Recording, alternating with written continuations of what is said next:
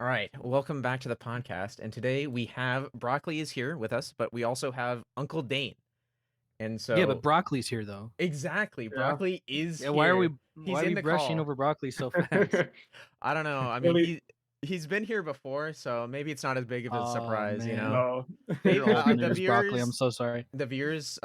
anyone who's followed the channel at all should at least know Broccoli a little bit at this point. I know you've been recognized in pubs for playing on the NG team, or at least you mentioned Yeah. it to me. Only once, but then again, I don't pub very often nowadays anymore, so That's fair. I um, mean, I mostly just play in, well, like Uncletopia or other just community servers. But then, same. but the new update just came out, and it seems like it's doing pretty good. I honestly, it's more than I was expecting. I was not expecting Really? 14 maps, um, which is a lot. I mean, I know like 4 of them are like Saxon Hale maps, but I also was not expecting Saxon Hale to like ever get officially added into TF2. So that's crazy. Yeah, that was strange. Are you like a big fan of Saxon Hale? I mean, I haven't played it in so long, but I used to play it a lot back in the day. So like on one hand, I'm conflicted. On one hand, because like on one hand, I'm like, yeah, this is great for like community content, but on the other hand, I'm like, I don't know if this is so different compared to the normal TF2 experience. I don't know. I mean, I'm sure Well, it'll probably be a lot better received than like Manpower or Pastime, to be honest. it's hard to say because it's like not in the game now. True. Yeah, it's At the still time of switched right now. recording, it's not in the game. They've tried a couple times, but it's not worked. I was And, when I. Oh, sorry. Go ahead. Oh no, I've actually kind of looked into like maybe why that's the case, and I just thought I'd say since you're saying that you've played it a long time ago, the Saxon Hale that they're adding to the game is actually not the Saxon Hale that you played back then because they're using a VScript version of it, I heard. which was developed 6 months ago. Oh, So I feel like the reason why it's not working is because it was developed 6 months ago, as opposed to the source.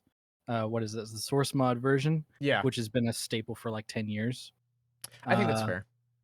Yeah, I don't want to call it now because obviously it hasn't been actually implemented in the game to where people can actually try it. But based on like the limited amount of research that I've done about like this version of Saxon Hale, it sounds like it'll be actually like impressive if they can get it to work, and even more impressive if they can get it to work on like a balancing level, because it seems extremely unbalanced.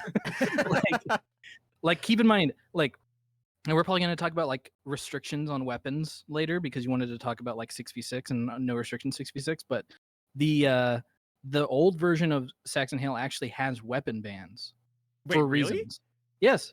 I didn't know this. I didn't know that either, dude. I would just play like, I mean, I would just play soldier and jump around, or like just play as engineer and then immediately like go to like the most annoying part of the map for Saxon Hale to get to and like put on the Wrangler and like snipe him across the map for like 5 minutes. No, I would no, just go for trick stabs the whole time. I don't know what you guys are doing. I was in I've never my played Saxon Hale. I've never played it. Really? Oh, yeah, that's why I was started to look into it, because I was like, well, they're adding it to the game. I feel like you should probably like learn about it. I mean, I think that's a little surprising to me because, well, recently I was talking to a Cyber Wizard and Broccoli about having I think a interesting video concept idea would be like, you know, like the game that you play with your friends after a couple beers and you talk about, or I guess when you're like kids, you do like, oh, the never have I ever. So like you haven't played Saxon Hale, but I have never spammed the short circuit on the payload card. So like, oh, well, there you go. See, you still have integrity. So I've lost that a long time ago. No, You guys, it was for the video, right? yeah. Just for the video. It's not because I'm getting spammed up by 4 demo men or anything. There's no way. Yeah, exactly. But sometimes it's a necessary evil on pubs in particular. Oh, but, yeah.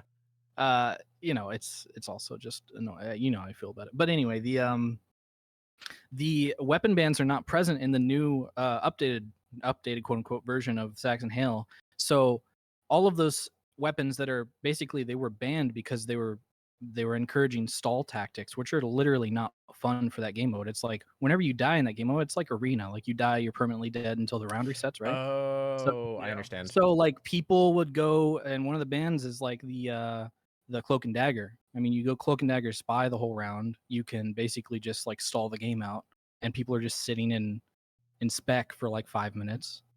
And I'm like, that's seems like a huge oversight.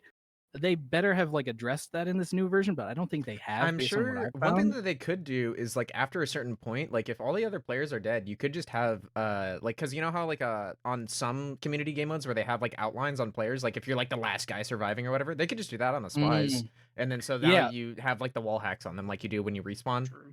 Right. I mean, there are answers. It's just that I don't think those answers are in the actual version of the Yeah. game that they're trying to actually get working on Valve servers. Their bare minimum goal right now is to get it actually functioning on Valve servers. But even after they do that, the game will be so like insanely unbalanced. People will figure out how to cheese the hell out of that game mode in like a week. Oh yeah. Fucking Delphi will make like 10 videos about it. and it'll be unplayable, and it'll just go into alternative game mode hell with the rest of like what is that game mode where you get like power-ups and shit. Like it'll become the next version of that, Manpower. guaranteed. Yeah. Unless the people who are developing that game mode make balance changes and Valve pushes those balance changes to that game mode, and that's like a relationship that is like historically never worked, right? Obviously. I mean, with it being done in VScript, it's I imagine that it's possible, and I mean, but that being said, like in game like balance changes, I don't think we're gonna have no on any community end. No, a lot of the weapons and classes are actually like completely different in Saxon Hail. Like they're basically modded. A lot of them are modded weapons already. Got it. So I don't know. I think that a lot of people are like super hyped for it, but I'm like, I hate being like a negative Nancy about it. I don't think that it's gonna work. Yeah, it doesn't sound like it's gonna work. Honestly, I mean, well, other than Saxton Hail though, is like the other maps. Some of them, I'm a little confused about. But like Selbyan, I love player destruction, and so Selbyan was added, and I have really enjoyed it. I've only been able to play it like 4 or 5 times, so maybe I mean, other than like the enormous sniper sightline like down by the dock, like otherwise it's really fun. And I really hope more player destruction maps get added into the game just in general, because I've always really enjoyed them. I just always hated that it was either you only had the option to play Watergate, which I think is was a really it was a good map for like creating the new game type. Yeah. But like otherwise it's just Halloween maps. And I'm like, it's like it's like Gold Rush for Payload. Like now Gold Rush isn't very good payload wise, right? Yeah, but exactly. Payload is now obviously like a staple of TF2. I'm hoping that I really like that people are really into Selbyan for one reason or another, whether it be the cute seal or just the fact that it's fun like to play. Because I hope that it'll wake people up to the glory that is player destruction. I love player destruction. I think in the past, I don't really remember how I said it in videos, but I do think that I might have likened it to CTF, like if the players were the intel. I mean, the thing is for me is like, okay, I wrote this down in the doc, and it's just like one of the big things for me is that I want player destruction to exist just so people will stop treating Payload Race like TDM. Like, yes, exactly. Please, I want a non gimmick Payload Race map. Like I love exactly. Nightfall and Pipeline. I love those maps. I want more. I don't like Hightower.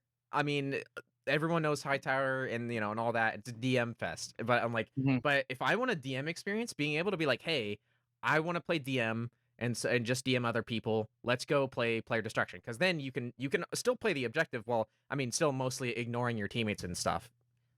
Yeah, TDM is something that I'm surprised has not already been in the game from the start. I mean, we had Arena. We had Arena, but that was like I don't know. That doesn't work for TF2. It was I think the official name for that internally, right, was like worse or play CS:GO or play Counter-Strike. I think was like the actual tag for it. If really? I remember correctly. Yeah, man. That's great. Yeah, I remember they talked about it on like Yogscast like 10 years ago when they had Robin Walker there. That's great. Yeah, I mean, considering TF2 like was born in the era of shooters, basically always having some kind of like the first team to X amount of kills wins kind of game mode, like Halo or Call of Duty or something. Like, yeah, I'm surprised that it wasn't in the game from the beginning. And player destruction is like a great modernized TF2 version of TDM I mean, that works.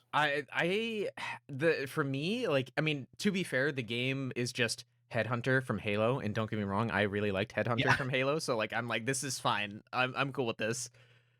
So, yeah, man, Halo is so good.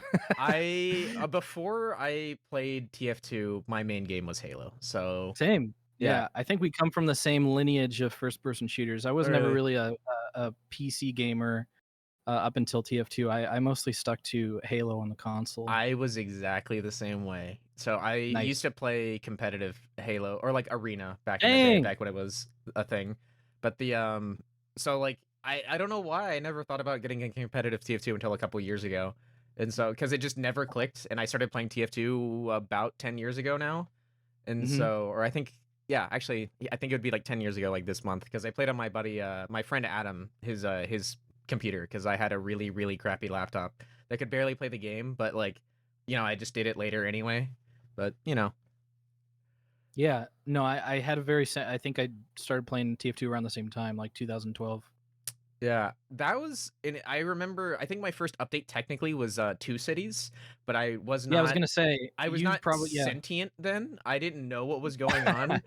No, of course not. The first update that I was like aware of was the Smithmas 2013, and then like, which typically Smithmas other than Smithmas 2014 are typically like smaller updates, and then like Love and War came out, and I was like, oh my god, this is an update. Like, yeah, it was crazy. You guys know what my first TF2 update was? There wasn't one. Meet Your Match. No, it was Meet Your Match because I started playing in 2016. I'm a TF2 zoomer. That's a rough one to come in on. The launch of that was good, not good. Yeah, I know. But hey, I was just happy that I had a PC and then I got to play TF2. So that's fair. I've met a lot of people. I'm gonna be honest. There's been a lot of people, especially in the competitive scene that I've talked to, that have been around for less than, well, now 5 years, right? So they have never seen an update ever. I'd be like, oh, do you remember? That's very good. I think that's great because it confirms what I've always thought, which is that TF2 doesn't need updates to remain a good game. I agree. I think a lot of people think that, but it really doesn't. No, I mean, there are some things in the game that I would like to see changed, but honestly speaking, in the general, like they're relatively minor. At least compared to how it used to be. Like people I think have this idea that like, oh, back then like the game was good or something. But the game's always been good. That was just bonus. Now we don't have our bonuses anymore. That sucks, but whatever. Yeah. Still good. The one thing for me is I remember back in the day, if we didn't get an update for like 4 months or or 6 months, they'd be like, this game is dead. No, this game is dying. No one's playing this anymore. It's just like, and yet here we are, like 10 years later. I think I have a video called like the TF2 update drought or something where I'm basically like, guys, we haven't had an update in like 8 months. This is horrible. This is the end of the game. Spelling doom. Actually, I think I've finally taken the video down, but so I've been making videos for like 8 years, and I have been awful at it up until, I mean, I still don't think I'm good, but I like the last like couple I am proud of. But I remember my first video to do at least moderately okay was a video of me like, is TF2 dying? And the thing was, it was literally me just saying no. I was just like, no, the reason why you guys think that TF2 is dying is because your content creators that you like are leaving the game and moving on to other things, and you just see less of it. That's it. The player numbers are still good. People are still playing this game. It's just we just hit a record. Yeah, exactly. A few days ago too. Yeah, which I was surprised to see. I don't know. Yeah, I mean the player numbers are kind of like a red herring. I think that because it's just the natural way of things that more people over time are going to install Steam, and more people over time are going to be getting gaming computers. More people are going to be able to run TF2. More people are playing first-person shooters or shooter games in general, like Fortnite, for example, is a massive, massive game. That was probably the first shooter for like millions upon millions of people. So like TF2 is just more approachable to more people, and it's such a legendary game at this point. Like, how have you not played it? So the question, so Broccoli actually poses a question, which is, so I guess this is a question for everyone here, which is, do you think that the average player in general has gotten better over the years? Okay, I this know is my so answer. weird. I know it's my answer. so weird This is fucking strange, man. I literally asked this exact same question like 5 hours ago to like my mod team in Uncletopia, because I had just like yesterday, man, I was playing the new update, like yeah, everybody is, Yep. and I've seen like usually what happens in the last like 4 months, and I just didn't notice, was every single server, everyone's sweating their asses off. No matter what I'm playing, like whether it be Uncletopia, whether it be casual, whatever. And I didn't really notice that until this update because I'm seeing noobs again. And I was like, where did the noob? Wait, I remember there used to be noobs in this game. Yeah. Like, No, I think it's funny because I mean you saw the last video I made where I specifically talked about Uncletopia, and I'm like, these guys are supposed to be the try hardest to try hard people according to like half the community, and yet we're up like 10v3 and we won't push last, and yeah, that's just a 5 CP thing. And I was just like, and in that recording I'm muted, but I'm like screaming because I'm like, please, I just want to yeah. be done. And then like, and so but the like the response to me being like all like uppity about it, they're like, we're just chilling, and I'm like, oh god, like, damn it, okay. No, Yeah, Uncletopia and casual are very similar, and I don't absolutely let agree. anybody tell me otherwise. A lot Yeah. of Reddit likes to say that it's try hard server, but so is casual. I do think the reason why that the mindset exists is not because people are intentionally trying harder or anything like that. It's just that the player, like, if you're a player that is aware of the community server browser, you're probably a player that is better than those who are not. Sure. On average, yeah, for Yeah, sure. but my answer though to the question is absolutely the average player has gotten better, I think. Yeah, 'Cause 100%. I And that's okay, that's I related to what I was talking about with like more people having access yeah, to the ability to play video games better. Like yeah. just having a 100, like having a 144 hertz monitor just objectively makes you better. I And those mean, are just like cheap now. true. yeah, exactly. I mean, there's also a lot of resources out there, and the big thing for me is I own one map stamp, one, because when Mhm. I back in the day, I loved to play Lakeside. That was I loved that map because I could jump around and I could like Yeah. bomb onto, up onto the area and whatever. And the thing is like I cannot play that map anymore. Because No. I've played it in casual. I loved it in like in back in quick play, but playing it now in either casual or like I had to play it in Highlander twice, like, is so bad because the sniper sightlines are so egregious. Yeah, And you gotta snipers, like back in the stand day, behind the snipers point. were awful. They were so bad before. Yeah. I'm looking back and I'm like, man, why can't we have why can't we have snipers like these anymore where they're just Yeah, free right. kills?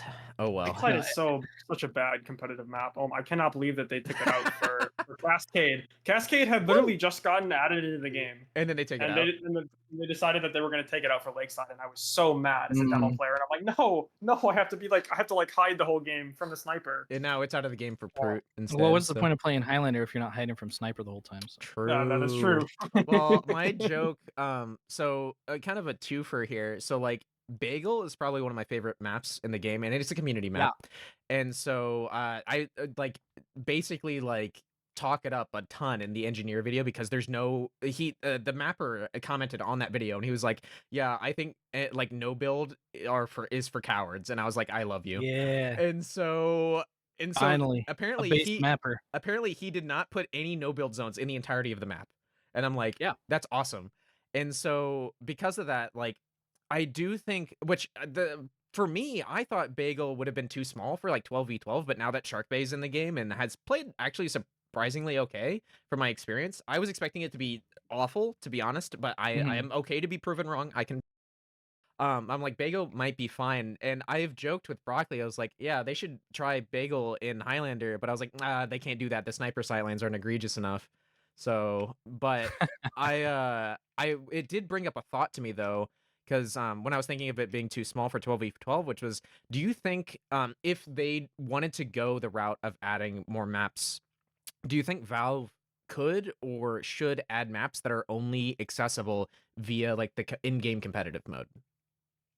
Oh, like make So like say Bagel's added to the game. You can buy the map stand for it, but you can't queue for it in casual, but you can for in 6v6. I think that would be fine. It's just like I would rather it be accessible in both, obviously, but yeah. I think that would be fine. I just think that they should do other things to the competitive mode before they oh, think absolutely. about having exclusive map pools. Like, yeah, that's on a long list of things that they can do to make it better. Well, And it's probably like number 10 on it. well, what's number 1 in your opinion? Remove the restrictions to settings. I Or agree. like, I think that's number 1. Like, I think that it's probably gotten better over the years, but it's still like insane that you have to use specific settings across the board. I mean, in every competitive player that has PREC installed, it instantly crashes your game when you try to join a competitive map. Yeah, server, that's which one is kind of problem. annoying. But also just the problem that it enables, like, I think it enables dumb things like you can't have higher than like FOV 70. FOV 70 on your view models, which is strange. I don't really understand that. It's been so long since I've like nitpicked at competitive, so I don't remember the exact specifics. But I do know that a big reason why a lot of people don't play it is because their computer can't handle the like high settings that it sets your game to forcibly whenever you enter the game.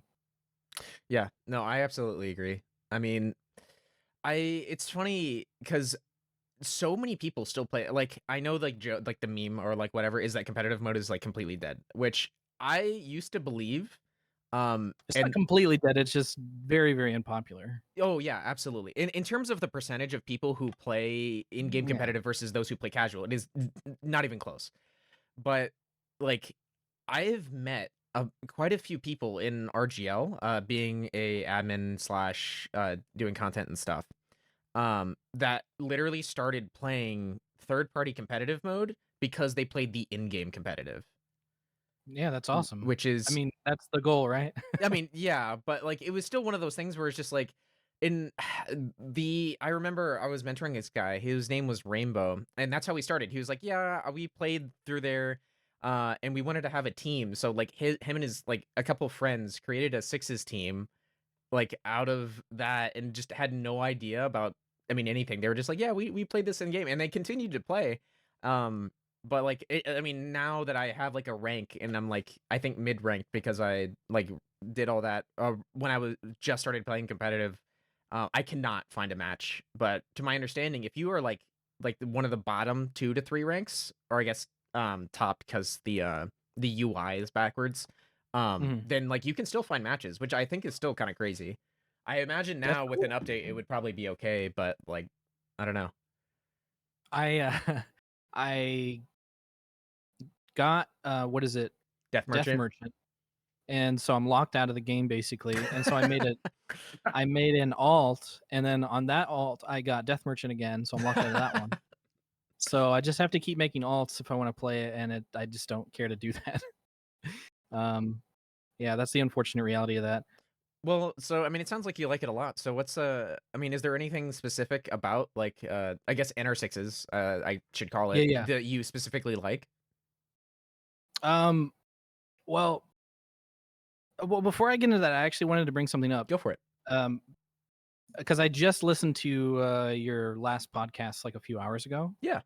And first of all, I wanted to say I appreciate the compliments you were giving me in your last episode. Like, it's very nice to hear that. I was kind of hoping for you to not hear that, if I'm gonna be honest. Oh, really? Oh, no, I wanted to say that I was humbled by that. I appreciate you bringing that up, because I like hearing that I at least like inspired somebody to pursue like making videos, because yeah, I think that I like, if I were to rank like what I like about making videos about TF2, it's that I like making videos first and I like playing TF2 second. So it's like, I hear people say, oh, I play TF2 because of you, and that's great. But it's even, I think it's personally, it makes me feel better if you say, oh, I start making videos because of you personally, because that's like what I value the most. Yeah, I've been around for a long time. So when I originally made videos, I used to make Call of Duty zombie videos. Nice. That was my first, that was the first thing I made. But I don't know why, because I remember I watched you did this like stupid MVM video where you like destroyed a tank with the Fan of War. Oh god. And then the And then What the hell? I saw like your the celebratory like dance videos. I was around for that. But Yeah. you just made a couple edited videos and I was like, I want to do that. And then over the That's years, amazing considering those videos are not very good, but I mean, well, hey, yeah, I'll but take like it. at the time though, compared to Yeah, like yeah, ever, yeah. yeah. So, but like, and over time, it's just gotten better and better. Yeah. You got to have like context for the era. YouTube Oh, content in absolutely. general wasn't very good, so obviously anything that was slightly better was like, wow, this is amazing. Anything that wasn't just commentary is like, holy crap, this is Yeah. incredible. Whoa, he edited that? That's insane. Yeah. So, but in addition to appreciating that, I just wanted to make a bit of a correction on something you said about me. Oh, I'm assuming it's the one in the comment where I said that you played the second season on Ascent because that was Oh, Prolander. Oh, I didn't even know that. I believed you when you said that. So I was like, oh, okay, cool. Yeah, I guess I did. I remember playing something on Ascent. I don't remember what it was. It was Prolander, yeah. It was for later. Okay. No, I wanted to make a correction on something you said. You said you called me a competitive player. I meant like Highlander. Well, even that I'm not. Really? I don't. So it's true in the sense that I am competitive. Like I have a competitive drive. Yeah. I like to try and improve myself at TF2. I like encourage people to also challenge themselves in that way. But I consider myself an ex-competitive player, like far removed. Like I haven't played on a competitive TF2 team for probably more than 5 years at this point, even Yeah. semi-seriously. And like even longer ago, I played like to the point where I was like trying to be better at competitive TF2. I can understand that. So and that's something that I hear a lot, and it doesn't really upset me, but I think that it's just like a relic of like an older era of my life that I think people still assume that I am. But I'm just like I'm 100% just a pubber. I don't I don't play competitive. I know you can't I don't hear it, but really I'm like nodding. follow. Okay, I don't really follow competitive anymore. But I am like I do try and get better at the game. There's like this really unfortunate language issue in the TF2 community when it Sure. comes to the word competitive, and I don't really know how to deal with that. But I mean, eventually I would like to put my thoughts about quote unquote competitive TF2 into a video at some point. But I think a big thing that I would like to touch on is that people seem to think that being a competitive player and playing competitive TF2 are like the same thing, but they're not at all. And I agree. it makes it harder to talk about it. There's a difference between wanting to win in a pub and wanting to play 6v6. Right. Yeah. So I just wanted to bring that up before we talk Oh, no, you're about good. the competitive scene. Honestly, I think that is good as in terms of insight because obviously Broccoli and I have played 6v6. I mean, I have like 6 seasons of like yeah, it's all very just fresh in your doing that. mind. Yeah, and so like, but the thing is like for someone who is say someone who likes to play like as hard as they can in a pub versus people who have already interacted or at least it's like for me, I'm an admin for or a moderator for RGL and I do videos for them, right? So like I'm like entrenched into the scene. So like the question is like what is the difference between the mindset of someone who is within the scene and someone who is outside but is like basically quote unquote like our target audience essentially. Where it's just like I think a relevant point to be made about when you're saying like the word competitive is kind of confused with TF2. I think it's also worth noting that there's a difference between in-game competitive and league competitive, which I've had people comment on my videos who aren't even aware that they're when I'm referring to competitive, I'm talking about like RGL or ETF2L or something like that. Where that's a very good point.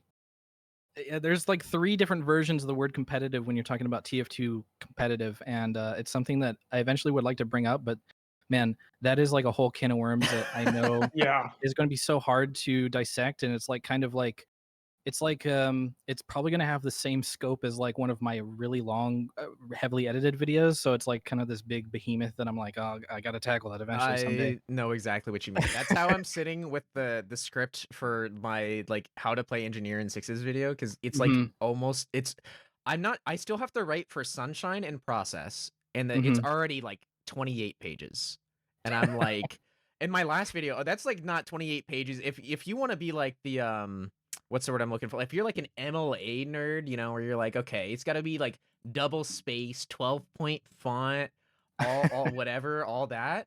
Like, if I do that, and then like, I think it's probably like I don't know, like 50 pages because I write exactly how I would with like if I was gonna give it to a what's the word I'm looking for, like a voice actor. That's how Right. I write slash, you know, and do all that. Mhm. But yeah, so like Yeah, 28 pages. I mean, if that you were putting in that's it about half an hour yeah, putting already. it in MLA, it is 53 pages already. Okay, well, yeah, And I not good. am not I've joked that I'm like this is my master's thesis on engineer right here. Mhm. But Yeah. like it's going to be a long one. It's going to be probably because like the last video was 40 minutes and that was 12 pages. So this is probably Well, going to good be luck. like two and I mean I can't really say anything. You just did a 2-hour video on like how to play battle engineer, which Well, it was was like 1 excellent. hour, but that is probably my equivalent of a master thesis on a specific type of engineer. True. I mean, Uh, I'm gonna be honest though. At the very beginning of the video, I literally reference your video. I'm like, if you want to know how to be like generally good, watch oh, this. sure, yeah. Like there's some like minor things that that I talk about that are like specifically different. Whereas No, like it's all contextual. yeah, Yeah, because I'll be that's understandable. like I'm like, hey, if you're just a scout player who wants to know how to defend last, the Frontier Justice you should basically always have equipped. Yeah. Whereas in like a pub, like you can have like and then in sixes as well, like for like full-time engineer, it's a mix of like the one thing that I really wish that people who do not play engineer would take away from your videos is micromanaging their loadouts. Mhm. I know that's like a weird thing to say, but I'm like, anytime I'm watching someone, I'm like, they're using the Eureka effect. They could go back to spawn right now and switch to the, switch Yeah. to the whatever. And I'm like, yeah, it's just one of those things where just like you don't know what you don't know. Yeah, I mean, I tried to go into it in that video that like engineer like when you open your third eye, uh, you understand that like you need to look at the engineer in the context of his entire loadout and prepare for that and Absolutely. understand like what to do in specific gameplay situations. And that is totally applicable to playing in 6v6 as well. But you were originally asking me about no restrictions 6v6, so I don't want to get too far off the place you're trying to direct me. Yeah. So what was your experience like with Rotech? Because that's how you played with them. Well, I was going to tell you about like what I Go for it. Yeah. think about no restrictions 6v6 at all. Yeah, sure, go. So I have a few things that I like about it. Yeah. One thing, and this isn't the main thing, but this is like something that I think used to be more relevant, but has since become less and less relevant over time, is that it's in line with Valve's vision for the balance of the game, which makes it easier for them to accommodate their resources towards it in the future. I agree. Now, I realize this is like a big asterisk. I realize that a huge majority of the competitive community they do not, and they frankly have never had any faith in Valve to use those resources on TF2's competitive scene, even when they were actively developing the in-game competitive mode. Like before Meet Your Match, they were like taking in like Banny and Sigafu, and they're like, "What do we do? What do we do?" Like even then, I remember people saying like, "Oh, we're still gonna ban things." Like, like there's no way. This is a conversation I have had many times. Yeah. So, like the buffalo steak sandwich unban this 2 seasons ago, like it was because of me. So, like a lot of the stuff that we're trying to do in RGL right now. So, like in Yeah. terms of weapon bans in general, I think that right now North America is in a pretty good spot in terms of like having a decent culture on having changes because you Mhm. go to like Europe in like or not I shouldn't say Europe. I should just say E2F2L. Um and they're kind of going backwards. They're becoming more and more restrictive. But that's also kind of how they like to play the game over there. I mean, I like to play fast-paced, jumping back and forth, kind of 6v6. They like to play trench warfare over there, apparently. So, Yeah. like, I've always heard that about you. Competitive is always more defensive. yeah, and so like for example, like they banned the battalion's backup because they play super defensive over there, and that's a great Right. defensive item. I would argue it's an even better offensive item. Different conversation. Mhm. Yep. But the but like but like they also just this most recent season banned the lock and load because of invite teams are now I hate that. yeah. So in right now as well, which is great, is that a lot of newer quote unquote players to like competitive are moving their way up the divisions. And so Yeah. you're also starting to see other things. So like for example, last season, the 4th place team, which was GPG, their demo man started the trend of using the lock and load instead of Oh, that was him. it was That was it that was was like you can officially trace it back to that a guy. player. Yeah, because the That's thing was is great. it basically never. So here's the thing: on that same team, they also ran their soldier. I keep wanting to call them Muma, but it's not Muma. I'm trying to remember what they're actually called. But they would so that same team would run Perma Pyro on Bagel, and they won and they would always pick Bagel as their map if they could. And Yeah. so they won all of their matches on Bagel with a Perma Pyro, except against Froyotech and Witness Gaming at the time, or was it like a G6? And so like, which at the time they were super expected to lose those matches, but like they like the fact that they even made it that far is still correct. And so even within competitive, I do think that a lot of casual players seem to think that we're like the competitive scene is this big like hive mind, but no, we're all arguing with each other all the time on how things should go. Yeah. There's always a conversation happening. I always appreciate that, but it always seems like it's more conservative than I would like it to be. I absolutely agree. I personally don't.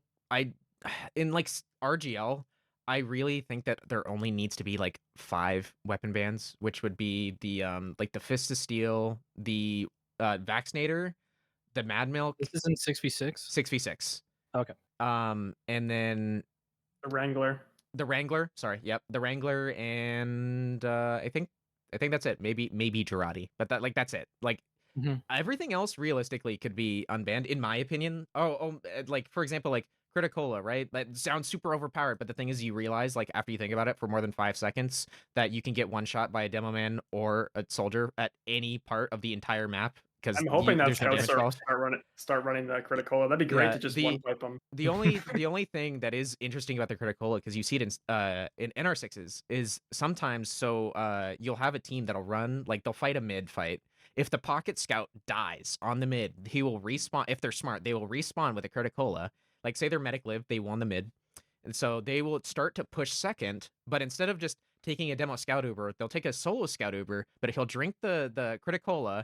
And then they'll Uber him so he can't take mini crits, and then they'll go and like fight the enemy team or whatever, and then they'll play normally from there. Sometimes it's great. Sometimes the scout like instantly dies when the Uber over, and it sucks. But like it's very the fact that it's still the fact that that's even a strategy, I think, is interesting, and in itself is like one tiny reason to like allow it. Yeah, I absolutely agree. I do think there's a lot of things that are like there are certain things that are banned because they essentially have always been. For example, fun fact: the Rescue Ranger was actually not banned for a long time. It got banned for one singular LAN in Europe, and it has always been banned since then. That is strange. Yeah. And so like a lot of like the RGL whitelist came from because there was that global whitelist that was created years ago. And I think OzFortress I think still uses the global whitelist.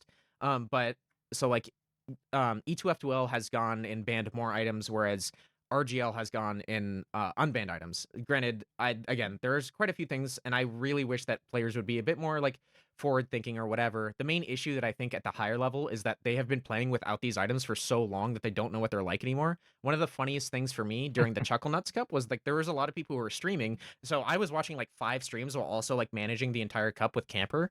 And I know Camper pretty well. And so which was great. But the funniest part was I remember Donovan was streaming, and so was Banny.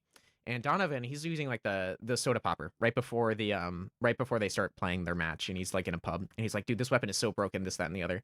And then Banny's like, dude, just use it. If you think it's so good, why don't you just use it in a match? And so Donovan goes and puts on the soda popper for the match, and then like literally 5 seconds later, he's like, dude, this weapon is trash. And I'm like, I'm just sitting here like, dude, I know, like.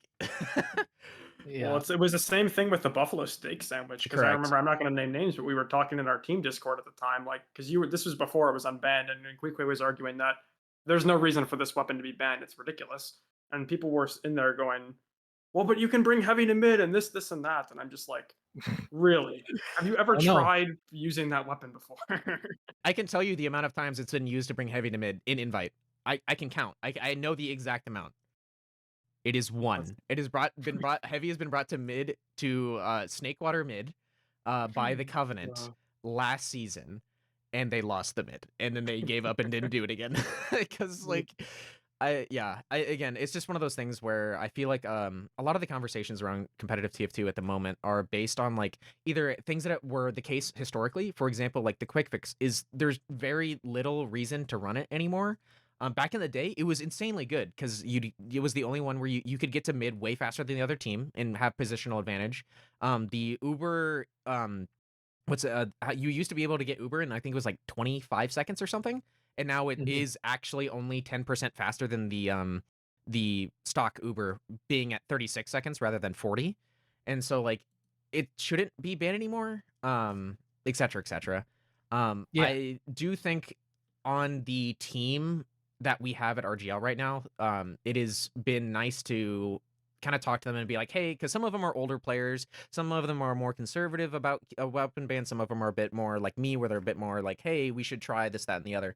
And that has been honestly really nice, because when I started playing competitive, I was kind of expecting it to be people to not want that at all. And that was one of the detriments or one of the reasons why I didn't want to play competitive. It wasn't because I was like afraid of the players or whatever. I was just like, I don't really want to be stuck to the meta because and thankfully for me, I played Pocket Soldier, which gives you the most amount of like weapon unlocks. But like, yeah, I don't know. Yeah, I mean, I think that everything you're saying is like it's great to hear that like somebody in a position where you actually have influence on the way things are going is thinking these things. But this everything you've talked about so far has just been weapon unlocks. And I think Correct. that in general, weapon unlocks being unbanned has been the most progressive part of the 6v6 community by far over the last like however long. But when it comes to class restrictions and also just the acceptance of certain classes being run full time or certain classes being run at all in any capacity, I feel like that is probably more important to me. I agree. And it also just happens to be the most conservative part of progression Yeah, in the 6v6 the community. I agree. No, the main issue there is there's very little that we can do about that. Like the league can do about it, but me. So like this is it's literally one of the reasons why I made the engineer in sixes video because I It's was like a like culture problem. exactly. Yeah. It's not really something that you can just like say, okay, now you can do it. It's like it doesn't matter. It's just culturally unacceptable to run certain classes because especially in scrims. I mean, this isn't really as big of a deal in matches because it's like you can't like quit a match. Yeah, yeah, yeah. I mean, But you in can, scrims, but you brought this up in your podcast and in the video you yeah, made. I mean, scrims are very important. yeah, And if you fight or if you're going up against a team who is of the mentality that if you're off classing against us, then you're BMing, yeah, then that's a bad thing. That's not good yeah. for the progression of the game. And that's like 100% a culture thing. And it's just something that needs to be like phased out over time. Absolutely. I don't exactly know how to do that, but maybe you have an idea So because you're in charge of it. my thought on it is is honestly, well, one is mostly just bringing awareness. So like that season in the division above us, there was a player, like there was a team that ran a full-time heavy. They got third place. Side note.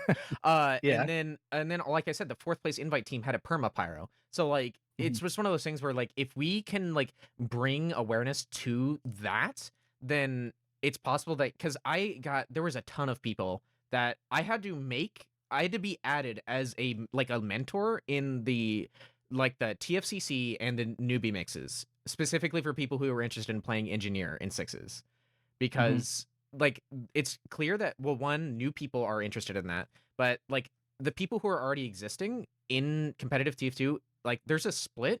But I do think right now, as time goes on, I think the people who are playing are a bit more open to, again, playing against other classes and stuff. Because honestly, a lot of the time, like sometimes it can just be better. Like, why? I mean, defending last, right? As an example, like you should always have an engineer, heavy, or a pyro, right? Instead of a scout. It depending. But like there's a lot of times where players are just good at what they're good at. If you are good at engineer, if you're me and you're okay at engineer, but you're awful at scout, just play engineer. If you're good at pyro, Yeah, but you're exactly. awful at every other class, just play pyro. Like, I mean, for the other thing for me as well is like class limits, which is one of the reasons I really like NR6s. And I'm surprised nobody that I've seen has run like a 5 demo night, 1 medic team yet. But hey, because like you can. I mean, why Yeah. not? And I mean, honestly, they'll put down 2 sentry guns, but yeah. yeah, But that's the fun of it. That's the fucking fun exactly, of no restriction sixes is that like that's another thing. A reason why I like it is that it introduces these like back and forths where you're just like you can make plays based on class composition, and that absolutely, literally does not exist at all in the absolutely. current iteration of I 66, and that's like a absolutely failing, agree. I think, because you see responses to class composition in pubs, so pubbers get used to that concept, and then when they're like, "Oh, I'm gonna go check out competitive," that skill is gone. That's Exactly. just like, no, No, you stay on one class the whole time. the Yeah. few people that I've talked to, like speaking of camper being one of them, and another being Kitty, like the one thing we talked about was that was one of their favorite parts of NR6s is just like, hey, Yeah. we can do this, but hey, if they run 3 heavies, we can just run one singular, like 1 or 2 snipers and then or whatever, and then beat them, or we can just run crits, or hey, what if we do this, that, and the other? There's so many like options with letting you, well, one, letting you use any item, but also letting you use whatever like whatever class composition like lineup that you want. I mean, if you have 6 spies, you're pretty likely to lose. But like, I Right. mean, it's still one of those things where it's like, I mean, if that happened and you were actually like okay for some reason, then the other team just didn't know how to turn around, like pyro team, like like Uh-huh. I don't know. I do think it is one thing that we can come around to, but I think right now the big thing that kind of rules TF2 kind of in general is content, like YouTube, Twitch content. And I think if we both the league and individually, for me, it is if we can kind of bring awareness to alternate strategies and stuff like that, or put out things that are encouraging, I think that is good. For me and RGL side, at least, I would like to make videos talking about, because I want to do like player documentaries at some point. And so I Mhm. would like to do something on, like, for example, the invite pyro and be like, or on the team and be like, hey, why, and like talk about like them using it on Bagel and them winning, right? Or like all of their matches except for 2 on Bagel or on as pyro. Like that's just one of those things where, again, like the awareness, because there's the awareness of the scene and then the awareness in like the casual level, and it's pretty clear that to me nowadays that a lot of the competitive players are people who have been around for years, but they're also like super into casual TF2 and super into like watching TF2 videos, because you can literally see like if we put out if for example, if say Fish Stuck on a Stick puts out a bad weapon academy on a banned weapon right before there's the voting for if items should get unbanned or not, there is a massive like amount of people who will vote to unban the item, like compared Mhm. to like the otherwise. So like it's Yeah. just, I mean, it's just one of those things where like I in a separate conversation, it's just one of those things where I don't think a lot of the content creators in YouTube understand like how much influence they actually have. I mean, Absolutely. granted, Absolutely. competitive scene is a lot more Oh, niche, but like oh, besides the point. I feel like I do understand, and it's something that actually kind of like freaks me out. And honestly, like a big reason why I don't make certain videos is because I realize like the waves that certain implications can give. Um, because I have opinions, but I'm not trying to like say I'm right about anything. So it's hard for me to make opinion videos nowadays. Yeah, Uh, but yeah, I mean, I can understand that. I think everything you're saying though about like content being like a bigger factor than people realize is very important. And I hate the word content, but it's just what people use. Uh, I mean, I can say YouTube videos, but then that excludes that people are Twitch streaming or making TikToks or whatever yeah, on yeah, yeah, TF2. yeah, So yeah. Twitch included is important, and I think that in general, like to wrap up my feelings on no restriction 6v6 before I talk about like Froyotech no restriction 6's experience is like a completely unrestricted 6v6. It sounds like appealing to me because it sort of throws that idea of experimentation equals throwing equals BM. Like it's all gone out the window because everyone is just subtly encouraged to experiment within that new space. absolutely. And in fact, the whole experimentation mindset is in itself, at least in my opinion, what makes TF2 such an engaging game in the first place. And that sort of thing should definitely be represented in the esport version of TF2. And I don't know. I don't really watch obviously like competitive TF2 as much as you guys do, but I think it goes without saying that like when I tune in, the most exciting players to watch are the ones who are constantly open to experimenting, like Jay with the Market Gardener. Yeah. Like that what comes to mind. And Antoni with the Beggars is Yes. insane. Yep, I was about to say, yep. He is hands down the most entertaining player to watch in the competitive scene by far, because he's experimenting and like making waves in the meta. Yep. And yeah, whoever decided to try using the lock and load, I don't know who that was, but you know, they made watching Demo Man POVs a lot more engaging for a while. And honestly, to anybody that plays competitive TF2 and wishes that it could be more popular of an esport, they have to understand that like what makes an esport popular is two things, and TF2 only really has one of them. That being that it's a fast-paced, high-skill game. It's got that on lock. The thing that they don't have is watchability. Watching competitive TF2 from a casual player's perspective is confusing. It's alienating. That's a really big problem. Yeah, no, I absolutely agree. And opening up what is being done in the average competitive TF2 game is what will make it more like what everyone else sees when they boot up the game for the first time. And it will therefore make it more interesting for people to watch on average. And I think that that's super, super important. And people just don't care about that. They're just like focused on their like, they just want to make sure the game is fun for themselves, because they're just like, oh, I'm not going to be playing this in like 2 months. It's so validating hearing a huge community figure agreeing with what we've been saying for a long time. But I absolutely agree. Yeah. You just alienate most of the player base from your game when they're not allowed to use what weapons they want, or there's no variety. It's so frustrating to like go and peek at like TF.TV and see people still to this day complaining that's that your there's first mistake. That's you went to TF.TV. That's your first mistake right there. Just well, where am I supposed to go? Reddit? Like nobody's talking about like competitive TF2 anywhere else. Like people are still to this day saying like, oh, it's not this is a dying esport. Like it's like, why do you think that is? Why do you think that is? Have you ever like backed up and like took a actual like look? One of the things I've actually like argued about, like very heated argument, I was just like, look, Valve made like NR6s, right? We have, with the exception of RGL specifically running NR6s, the competitive community has never met Valve halfway, to be brutally honest. No, like not even close. We were like, they're so like in their own little like sandbox. They made some balance changes for us. That's great. And we're like, cool. You know, some things got changed. Awesome. But like we, other than again running the NR6s in North America in RGL, which again excludes like all the players that are outside of North America, right? Like we have never met them halfway. There's never been a serious thought as to like running the new format, because I remember for RGL, I was working on a video to promote the first NR6's Cup, and it was for a few things. And I actually, after breakfast, voiced one part of it, which was about all like the weapon bans and the history of weapon bans. And the video never got made, and I feel bad for after breakfast. I still have the recording, but like I feel bad because I asked him to do like an hour's worth of like voiceover work and then never used it. But the thing is like a lot of things like. If you go back and trace weapon bans, a lot of them are pretty arbitrary. But if you trace like the attitude of when Valve released like their competitive mode, like there wasn't a lot of the time there wasn't even a discussion. It wasn't like, hey, we'll try this. No, it was just, this isn't what we want. The pitchforks are out, and get this away from me. Exactly. And so it's just disappointing. I do think. I mean, wait a minute, I have to play attack defend. Ugh. Yeah, which is another thing. So, fun fact, I wrote this in the thing. So, like, when I was first testing NR6s for RGL, Cactus Canyon, unironically, plays really well. Really? Yeah. Which is surprising me because I hate Cactus Canyon personally, but I mean, I know that it's very popular. The reason why is because it could have been. It's a small payload map. That's what it is.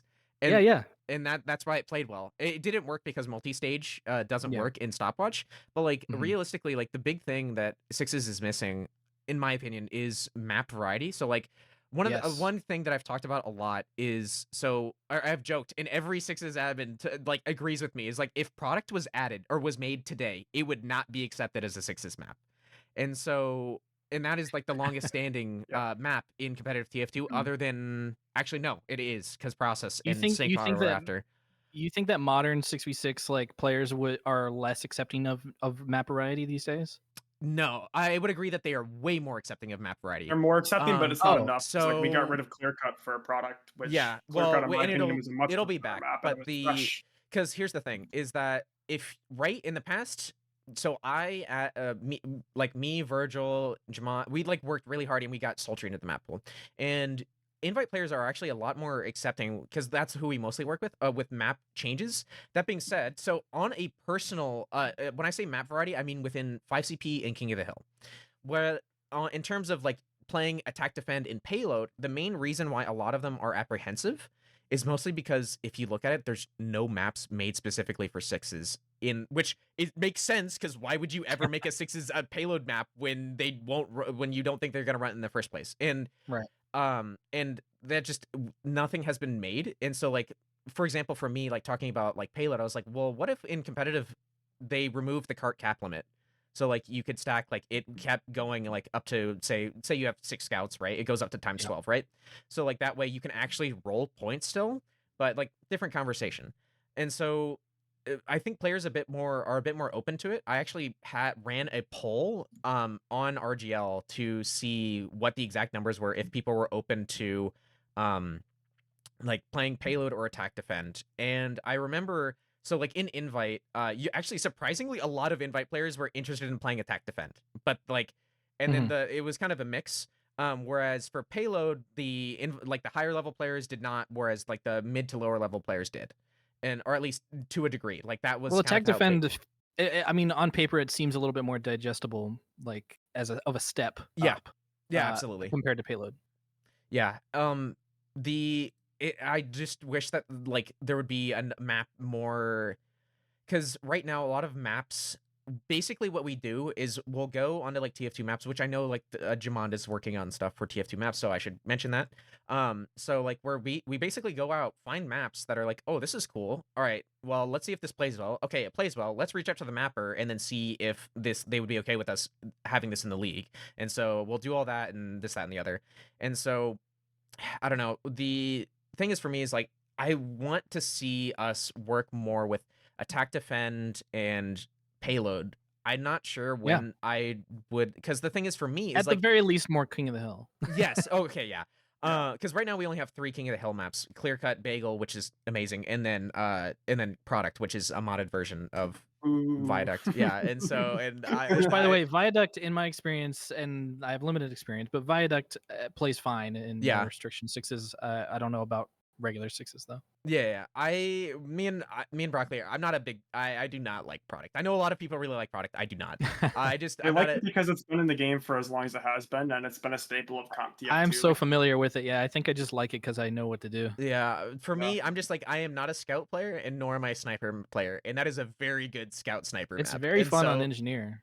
So maybe you should try engineer next time. Well, I did play engineer on it so I mean, I don't know, which I guess it was okay on an engineer. Now I'm thinking about it, but I also just had a good team, so shout out to my teammates. But yeah, I don't know. Payload I think is the big one for me. Like if we can get Payload into 6v6 in some way, because that is the most popular game mode in the game in terms of like other than like 2 Fort, right? Like that is Payload is the main game mode of TF2 at the moment. And so like in the fact that it has no representation in sixes, like we've run it in our sixes with Vigil, obviously. But like we haven't run oh, and Upward, I forgot. I included Upward in the Chucklenuts Cup because it would be a map that new people are familiar of. But like we haven't but if you tune into a competitive stream, I mean, even like Sultry being added, I love Sultry. Don't get me wrong. It is I really, really like it. But like if someone I'm not familiar with Sultry. It was added 2 seasons ago. So it is a like metal working. Okay. I don't know. I really like the aesthetics of it, but well, you don't have to describe to me. I'm just letting you know that I don't know what you're talking about. So, but the point is like if you so Uncle Dane tunes into the RGL Twitch stream just because Banny told him to or something, and so and you're watching, and the thing is like you see this map, it's 5 CP, you don't know what like the map is, which I think having community maps is a good thing. I'm just gonna put that out there as a side note because so you don't know what the map is, so that can be a fine thing. But like since most casual people don't play 5CP or don't really understand 5CP or like the advantages and disadvantages and stuff, it adds another barrier Whereas like even if they were just playing Payload, like I think that would make it a lot easier to digest, even if it's on a different map, say like Vigil, because oh, they push the cart forward and they win. Like it's a lot easier to understand for the people who are like casual players and or people who are outside of the scene. So, because I remember, or even just knowing the map layout is like Absolutely. invaluable to a viewer's experience, because say you're watching like an RGL stream and they're playing on Upward and you're like, oh, I've played this map, I know where everything is. Yep. And you see like the enemy like standing on a place you didn't even know they could stand on. You're like, oh, I'm learning from this stream, I like this, I'm gonna go use that in my next game. Like you're getting value out of that. You don't get that whenever you watch a stream where they're playing some community map you've never seen before. Yeah. And they're all like playing classes that you don't play. Yeah, no, You I know what I mean? absolutely Like- agree. And for me, like as someone who plays, I mean, 5CP in pubs, like I mean, seeing Mhm. certain things be done, and don't get me wrong, like certain things be done, are like I didn't know that was a thing, or you know, and there's certain strategies that are even done Yeah. that I think even very casual people would love to see. Like Sunshine is actually, from what I understand, is a very relatively accepted 5CP map in casual, but like I'd say that it's probably like, if you were to do a poll, I'd guess that that would probably be the most popular 5CP so. map. Fun fact: the person who made Sunshine also made Reckoner, which just got added to the game. Yes, Anyway. I did know that. I knew about Oh, that sick. before it got Yeah, yeah, yeah. added. So I go like ahead. Reckoner. I had played it before actually in competitive, like back when I was still ringing for people. It's a neat map. It's an interesting I map. don't. I haven't really played it enough to really become super familiar with it, but I like the map designer and I like the Yeah. aesthetic. I love how it looks. Yeah, Yeah, I Yeah. love how it haven't looks as well. played It's a it enough beautiful to map. have a real judgment on it, but Yeah. Mhm. The so oh my god. So Sunshine, like even like as a like if you say you're a casual player, and like I think the funniest thing is like there are certain strategies in like say in I'll just say for standard sixes, so like sacking in to like you think the man treads are the most worthless item in the entire game, right? But then you realize like wait, why are roamers sacking into Sunshine last with the man treads? Why is the demo man using the loose cannon on Sunshine last? Like, and then you realize, and then like, hopefully the casters explain. They'll be like, hey, one of the sunshine, like on Sunshine last, that sentry spot that they probably have built in is like the best sentry spot in the entire game. So like, Yeah. if you can just keep it up, aka just keep pushing the defenders back, like you can just win. And then the roamer now puts on the man treads, so that way he can sack in just fine. And like, it's a whole like. I mean, and then like this is just one of those things where like that is an interesting thing to talk about, and it's just a big part of like the adapting strategies that I really like about competitive TF2. And again, I wish that we would like class limits and then weapon unlocks would make it. I don't know. I just think it's so fun to talk about. Yeah. No, it's I agree. It's like one of the things that I like about this game is that it's like the kind of game where you can play it in your head when you're not playing it. You know, you can like look up I love games with extracurricular activities. That's what I like to call it, where even when you're not playing the game, you're like looking up videos or like looking up like Yes. people's like forum posts about it. No, I Like those absolutely kind of agree. games are like perfect. And TF2, I think I've been so obsessed with this game is because it is like endless.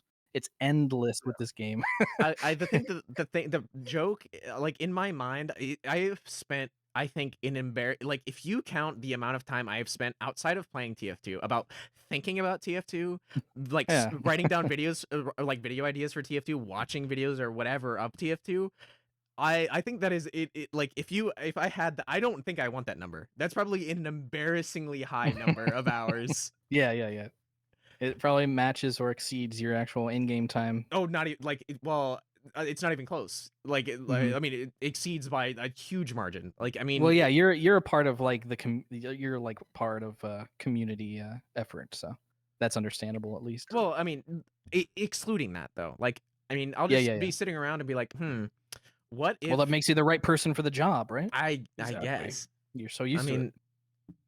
so, I mean, Broccoli, are you the same way? I wouldn't say that my time just thinking about TF2 exceeds my playtime, because I do have a sizable amount of playtime for somebody who's been playing for only. I mean, I shouldn't say only like 7 years, because that's a lot of time. But for like I'm kind of a TF2 zoomer. Like there's been people who've been playing this game since 2007. But I definitely think about the game all the time, and I know like when I'm not busy at work or I'm hanging out with friends, I know that they probably get annoyed at how often I bring this game up. But like, it's just such a good game to talk about, and I love it. Well, And I think it's funny that you bring it up to your friends, but then you'll also tell me that you're trying to like have your friends not find your YouTube channel. no, because I just like the one thing that I don't like telling people is how many hours I have in this game because I feel like That's fair. somebody who doesn't play video games, that sounds like 3,500 hours. That sounds like such a huge time investment, and it is in a way. But like, what people who don't play games, which a lot of my friends don't play video games, but I don't think they don't understand of like uh, how much like social it's like very social, and it's like not the same thing over and over again because this game, like you said, is like it's like just like this endless pit of new things that you can try and learn Absolutely. and do. Yeah, absolutely. I don't know. To keep it relevant to engineer, I mean, one of my more recent videos was on the bison, and after the bison, one of the big, because I talked about it briefly in the video, I talked about the Thompson, and I'm like, because all my changes to the bison I would also make to the Thompson, but it Right. just like because They're very similar weapons. yeah. Well, the thing is like, I mean, for me, the big thing is like, hey, make the projectile speed match the rescue ranger because that's a speed that engineers are already gonna know, and then also remove all of the hidden downsides because like negative 66% many. damage. Like what? Why? Yeah, there's so many. I don't know. Yeah. But, Also, like it does not like penetrate teammates. Not sure why. yeah. I mean, it has a 30% damage ramp up penalty. It attacks slower. The first reload is slower. It has slower consecutive reloads as well. I can't fucking see the projectile at all. The projectile doesn't fire from the middle of the screen. It's like I don't 2 even know how points you guys below keep it. track of all this stuff. I don't even know what that weapon does that's on the item card, let alone keep track of all this other crap. I mean, I cannot tell you the last time that I've seen a I main this class. You don't officially main engineer, do you? No, I'm a demo player. I'm like the opposition. Yeah.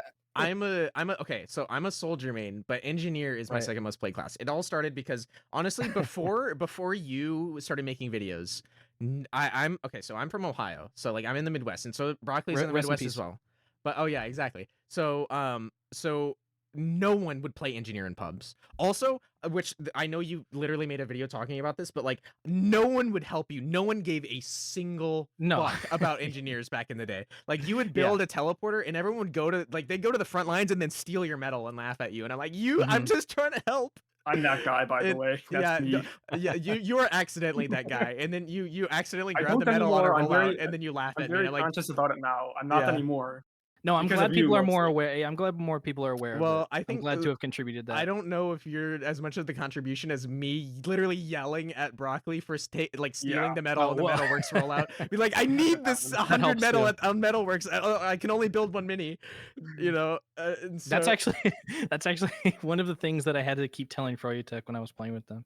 Yeah, no, I mean, like, if you need metal, please. In your nature as an explosive class player to always pick up ammo because you're not thinking like your scouts don't need ammo when you're rolling. No, out. Exactly. Like, it makes sense. To the sixes meta that it doesn't like even absolutely cross your mind. No, it makes sense. I would just have to tell Habib. I was like, can you leave the metal when you see it? I need it for my class to function.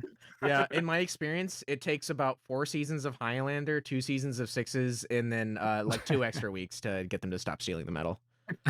So once you get to that point, then you're good.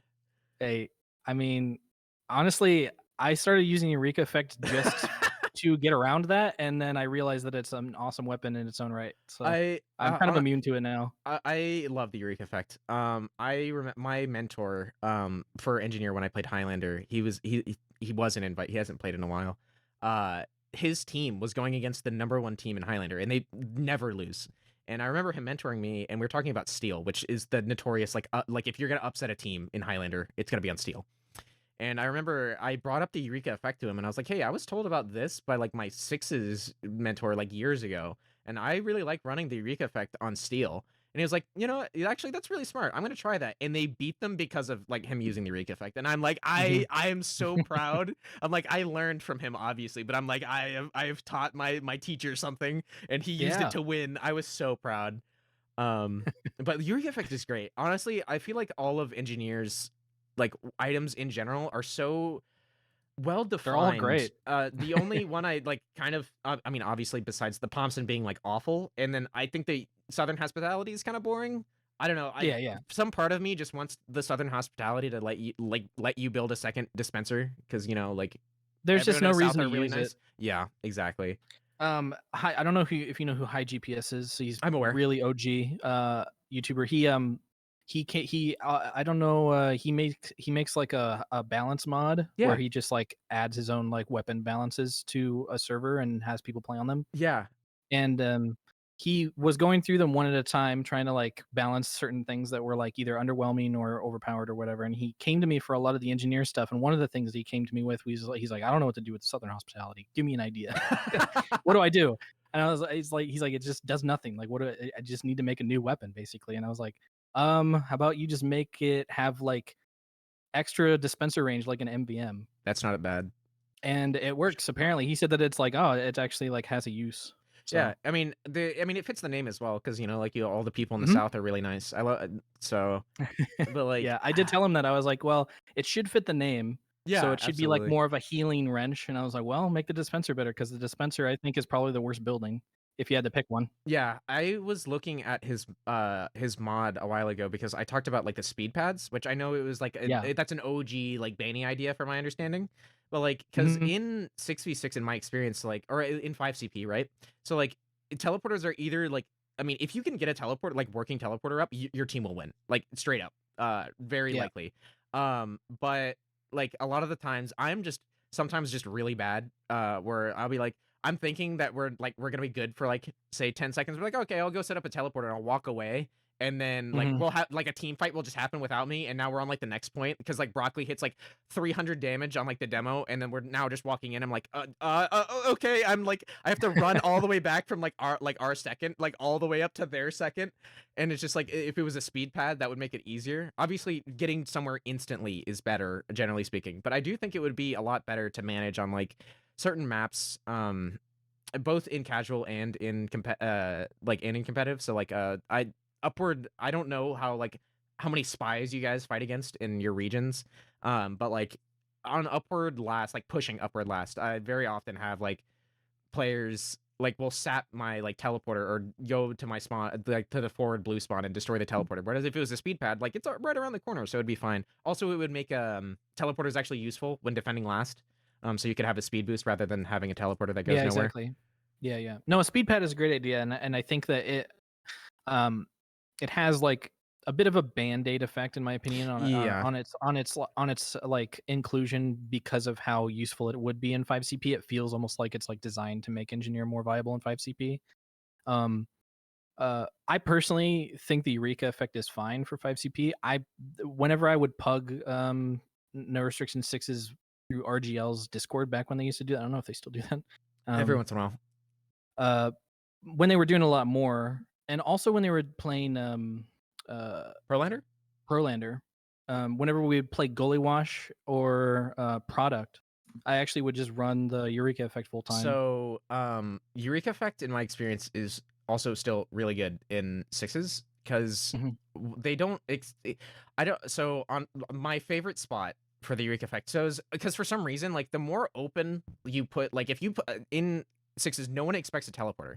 So the more Yeah, open yeah. and like obvious you make the teleporter, for some reason, the less likely they will see it. So like if I'm like, so like if we're like leaving second, like on process, I will literally put it in like in the grass, like that Yeah, everyone yeah. can see, and then they'll like, and they'll as soon as they like, I'll have the, and then I'll come back up on the Eureka effect, and then they'll like get ready to push into mid, and then I'll just Eureka effect behind them and then like force their medic in like choke, which for anyone who's not familiar with competitive, that is really good. And I'm like, the Eureka effect is so great.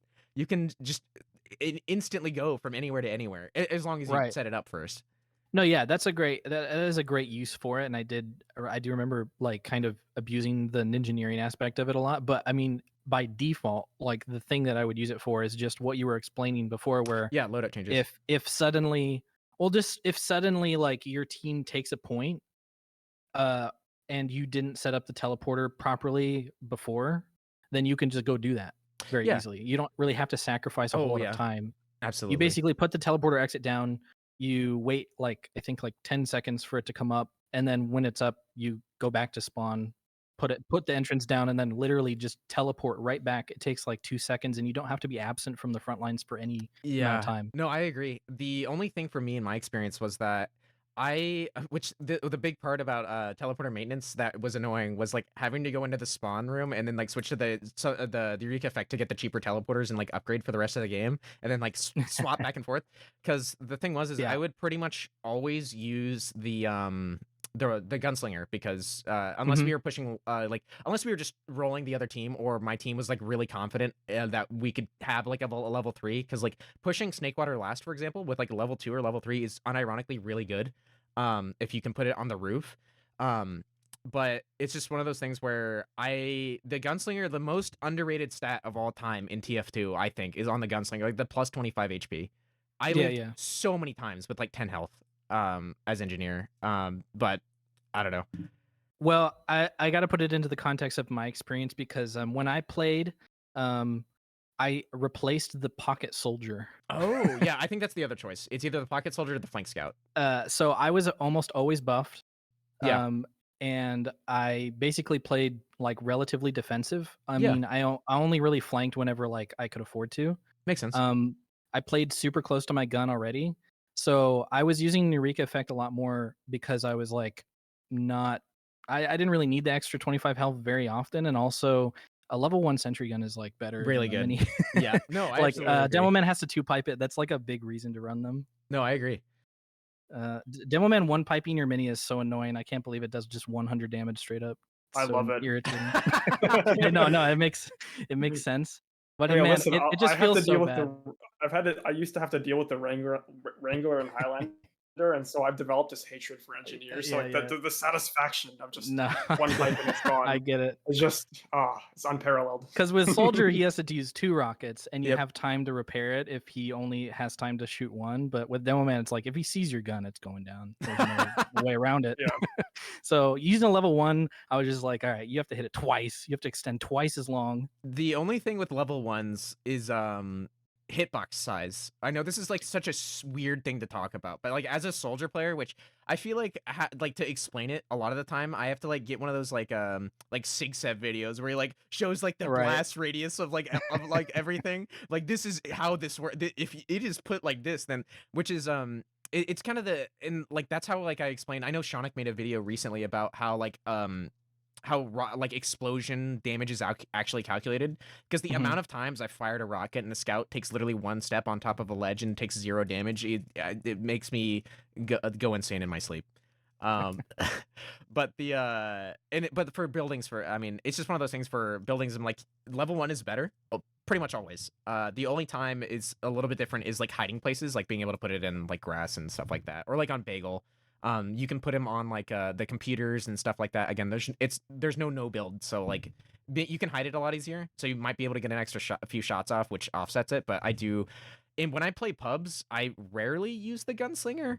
I mostly use the Jag, because the Jag is just so good. Jag and Frontier Justice is like pub stomping mode. Yeah, and I love really both. good. The I mean, it's one of I mean, I don't know. There's so many things with engineer, like people have talked about. I mean, the mini dispenser is the big one. They like there's that community version. I hope that if they ever do add something like that, that it's still as tall, because I like the taller building boost. But right, yeah.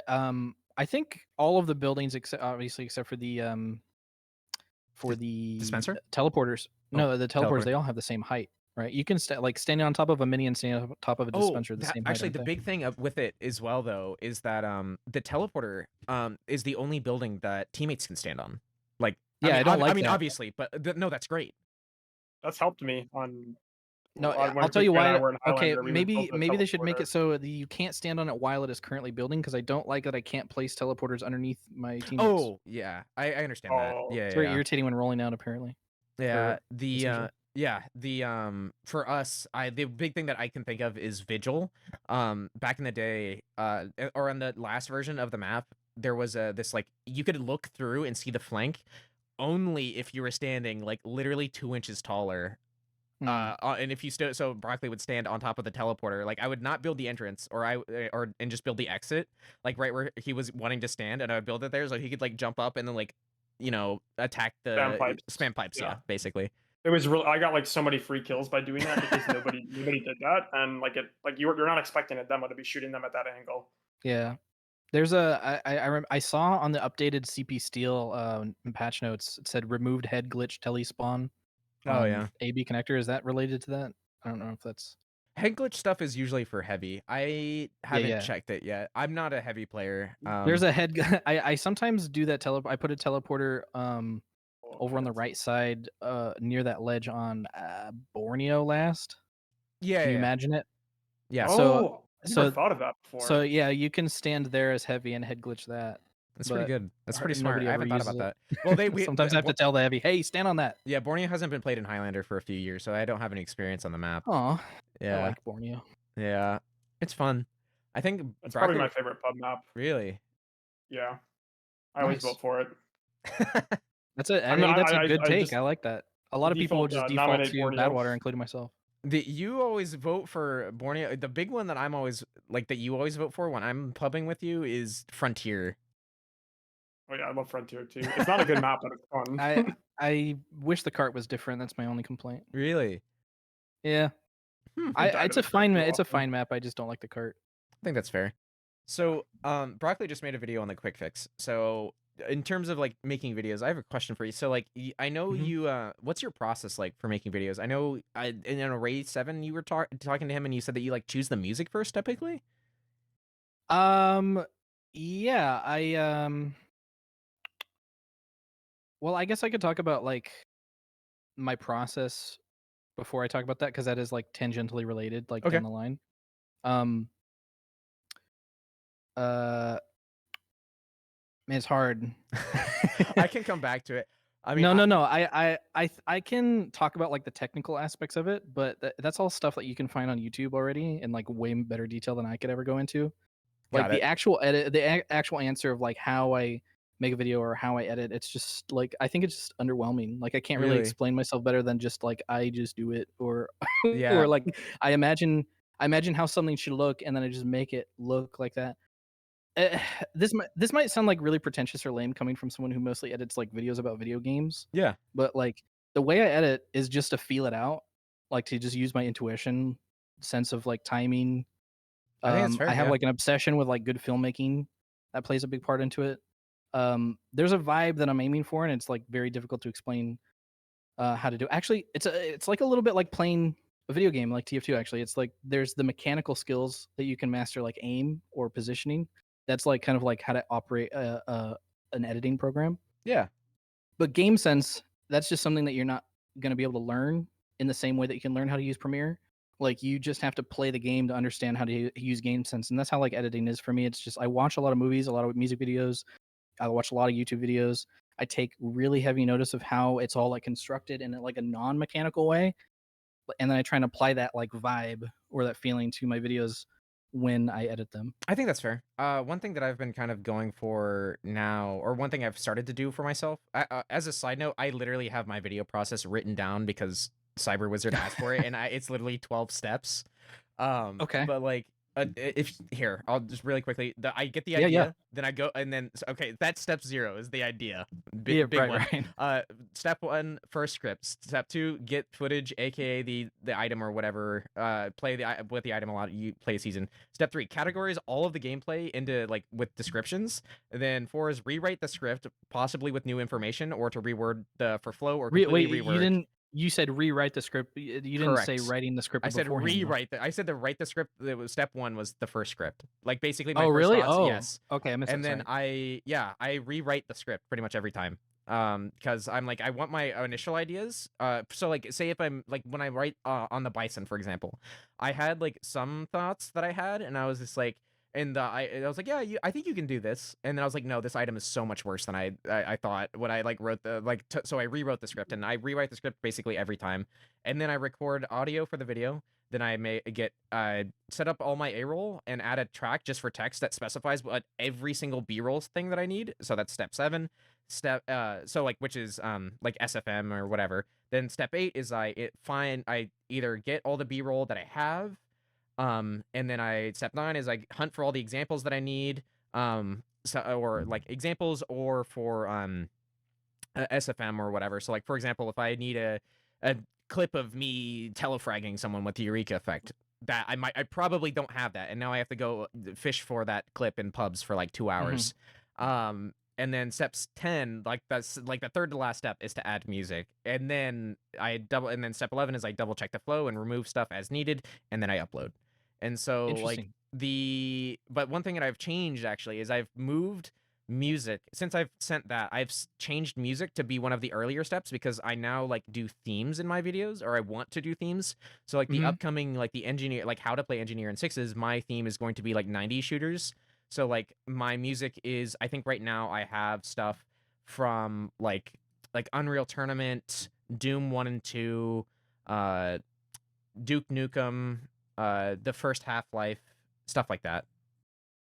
Nice. Yeah, theming it is good. I've done that in a few videos, like with the stock engineer weapons with the Halo music. Yeah. But I don't think I've ever really gone further than that. I just kind of usually I usually use that editing as like a flow dictator. It's not really like as much of a theming kind of thing. If I were to describe my process for making a video, it's always very subject dependent. But if you just imagine like what might be that like the average typical Uncle Dane video, like yeah, I usually just choose the music first. This is after I've already like written the script and recorded it. Yeah. But I choose the music after that, and then I try my best to edit. This is before I even apply any footage to it, by the way. Yeah. And I usually try and choose the music to edit around the beats or the vibe of the music, because like I said before, I take a lot of my inspiration from films. In films, they have composers, obviously, that dictate the emotion, and it or the lines flow up of the scene. basically perfectly. Yeah, it lines up perfectly because like they're scored for that film. But I don't have that, so I have to kind of like reverse engineer my own score in that way, and that's why I try and edit around the music more than anything. I started to do that with this most recent video. So like one of the best things that I did, I think, was when I had like the map transitions, or I went from like say a map to a map, or I went from a map to a separate topic, like talking about 5CP or whatever. I always try to get it to like line up with a specific part in the song, or like at the beginning of a song. And that was the first time I like really did that, and I was like, it actually like, because I've tried to do it before, it just hasn't really worked out, because like later it'll get like desynced, and I'm like, but this time it worked out pretty well, and it was so satisfying. No, it's super important. I think that achieving that feeling that the background music is somehow composed for the video, even though it's like actually just from an old Pokemon game or something. I think that's super important, because I think that when people compliment me, like you earlier in the podcast that I listened to complimented me on my editing, I think that what you're mostly referring to is that aspect of the video, the music being like a part of the experience, because in reality, I personally don't think that I'm really that technically skilled of an editor. I kind of only really like to utilize the bare minimum when it comes to that, and for the most part, I subscribe to the idea that like more editing does not equal better editing. Yeah, like a lot of people I had to learn who that. take up editing do. It's something that I think that maybe some people go through, but I think from the beginning I was like, I think I was probably, maybe it's due to laziness or something, but I was always just like, no, it doesn't make it better, it just makes it like sometimes less more is technically more. impressive. Yeah. So I typically just don't try and overexert myself in that aspect. Yeah. So I mean, you definitely have come up with some like certain things that I've noticed, and I'm like, that's really smart. Like one of my favorite edits that you do is when you're using the Eureka effect, you'll like start to teleport back to spawn or whatever, but then you'll cut to another clip of you teleporting somewhere with the Eureka effect. And I'm I teleport into like a different game entirely. Yeah, and I'm like, dude, I love that. dude, that's such a good like, I love that so much. Like, I never thought about that. I was like, dude, that's genius.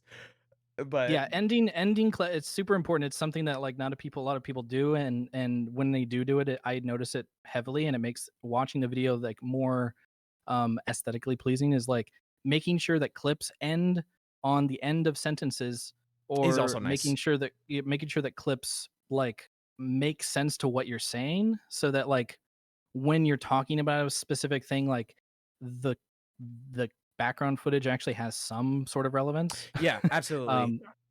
That is also like something that I've tried to get better and better at, and I think it's because I started I actually had a process, like I didn't write it down or anything, but I had a process very early on that was basically like I would write the script first, like that was very first thing I would do, and then I would go out and accumulate footage according to what I had in the script. Yep. And that is hell. It's hellish. Oh, absolutely. Absolutely. I understand. because It takes so coaxing long. people to do what you want them to do is impossible. Yeah. And eventually you just get sick and tired of it, and you're like, you know what, fuck it, I don't have to get relevant clip for this. I've been doing this for 3 hours. No, it hasn't happened. I'm just gonna put some bullshit here, and it hurts the video. I talked to Lazy Purple when he came back, and I was like, your videos are so good. What do you do? What is your secret? And he told me that he collects footage, 100% of his footage first, and then he writes the script around the footage. And I was like, all right, I'll try that. And what do you know? It makes the videos so much better. Yeah. And it also makes it so much easier to edit because you already have everything. You just have to put it where it goes. It's almost like Jenga or not Jenga, Tetris. It's like you Yeah, just put the clip where it goes, and then you're like, oh, I'm done. And now I only have to do the memes. I only have to put like funny edits now. Nice. It's so easy. And I was like, why wasn't I doing this before? Before it was just like I felt like I was just doing it backwards for so long, and it's really funny to get to the point where you're like, oh man, it was all in front of me the whole time. I don't know why I I've wasn't learned doing that it. I've been doing it backwards too, because that's what I do. Yeah, that's Yeah. why I say that's why I said like I almost always rewrite the script. Like for the Mhm. engineer stuff, honestly, I'm gonna be like completely real. The engineer in sixes video was like one of the easiest videos I ever made. I have Mhm. like so Well, because you already much. had all the stuff. Yeah, I mean, I have like 600 gigabytes of just me playing engineer in sixes. So like it Mhm. is not super difficult to grab relevant footage most Yeah, of the exactly. time. Sometimes it's like the main thing is like when I was getting closer to the end of the video, I remember I specifically talk about like denying bombing soldiers with the mini sentry in my shotgun, and I'm like, well, I don't have like another clip that I would want to use of this, but I've been doing it all video anyway, so it should be fine. And then you have some commenter that I had one guy comment there was like that you're not denying them right there, and I'm like, what are you talking? God, did you not see it in the rest of the video? Like, dang it! But like, uh, uh but no, I do think you joking. I remember in your random crits video, you did the Pokemon thing, and you're like, and you like it said it as like a joke, but it was so true. You're like, oh, you need an example. You need to see it. And I was just like, dude, 100%. You're right. You're right. I need to see with my own eyes. Yeah. I knew I try and like disconnect myself from the product as much as I can. I feel like what has helped me, and this is, I don't think I've ever like uh acknowledged this out loud, but I think maybe what helps me is that I'm very good at pretending like I'd never seen the video before while I'm editing it. I literally wrote in the top of my engineer in sixes video, I literally wrote in all caps, bolded, most people who watch this will have no idea what I'm talking about, so I need to Yeah. explain everything. Which is why in every time I get to a map, I talk about the mid. I don't know if any of Yes. you noticed that, but I did that every single time. And the I reason didn't being, notice it, and that's a good thing. Yep. Like it's Yeah. just good to bring people up to speed on what you were yeah. talking about in that moment. I didn't notice, and I was playing on the team. So. Yeah, I mean, it was just. But yeah, you go ahead. I'd say like one of the worst habits I think that I tended to get into early on that I think I broke on accident is just getting used to the video and then not noticing flaws because I was just so used to it. Correct. I was like, oh, this is just the way the video goes. Like, there's nothing wrong with it. But if you like back up from it and you're like, all right, pretend you've never seen this video before and you're experiencing it for the first time. And then you watch it and you're like, all right, that part was confusing actually. Yeah, one of the big I things. should probably change that. Yeah, one of the big things now that I have done in the past, ever since I've started playing competitive TF2, was I will literally like, Broccoli is probably annoyed at it at this point, but I will always like literally each video has like 4 versions. And so I'll send the video, I'll be like done with the video or almost done with it, and then I will send it to like my team to be like, hey, can at least like one of you watch this to make sure that this is like fine. And every single time they notice there's something wrong with it, and I'm like, okay, I'm glad I did this, and then I go back and I fix it before like it actually gets put out.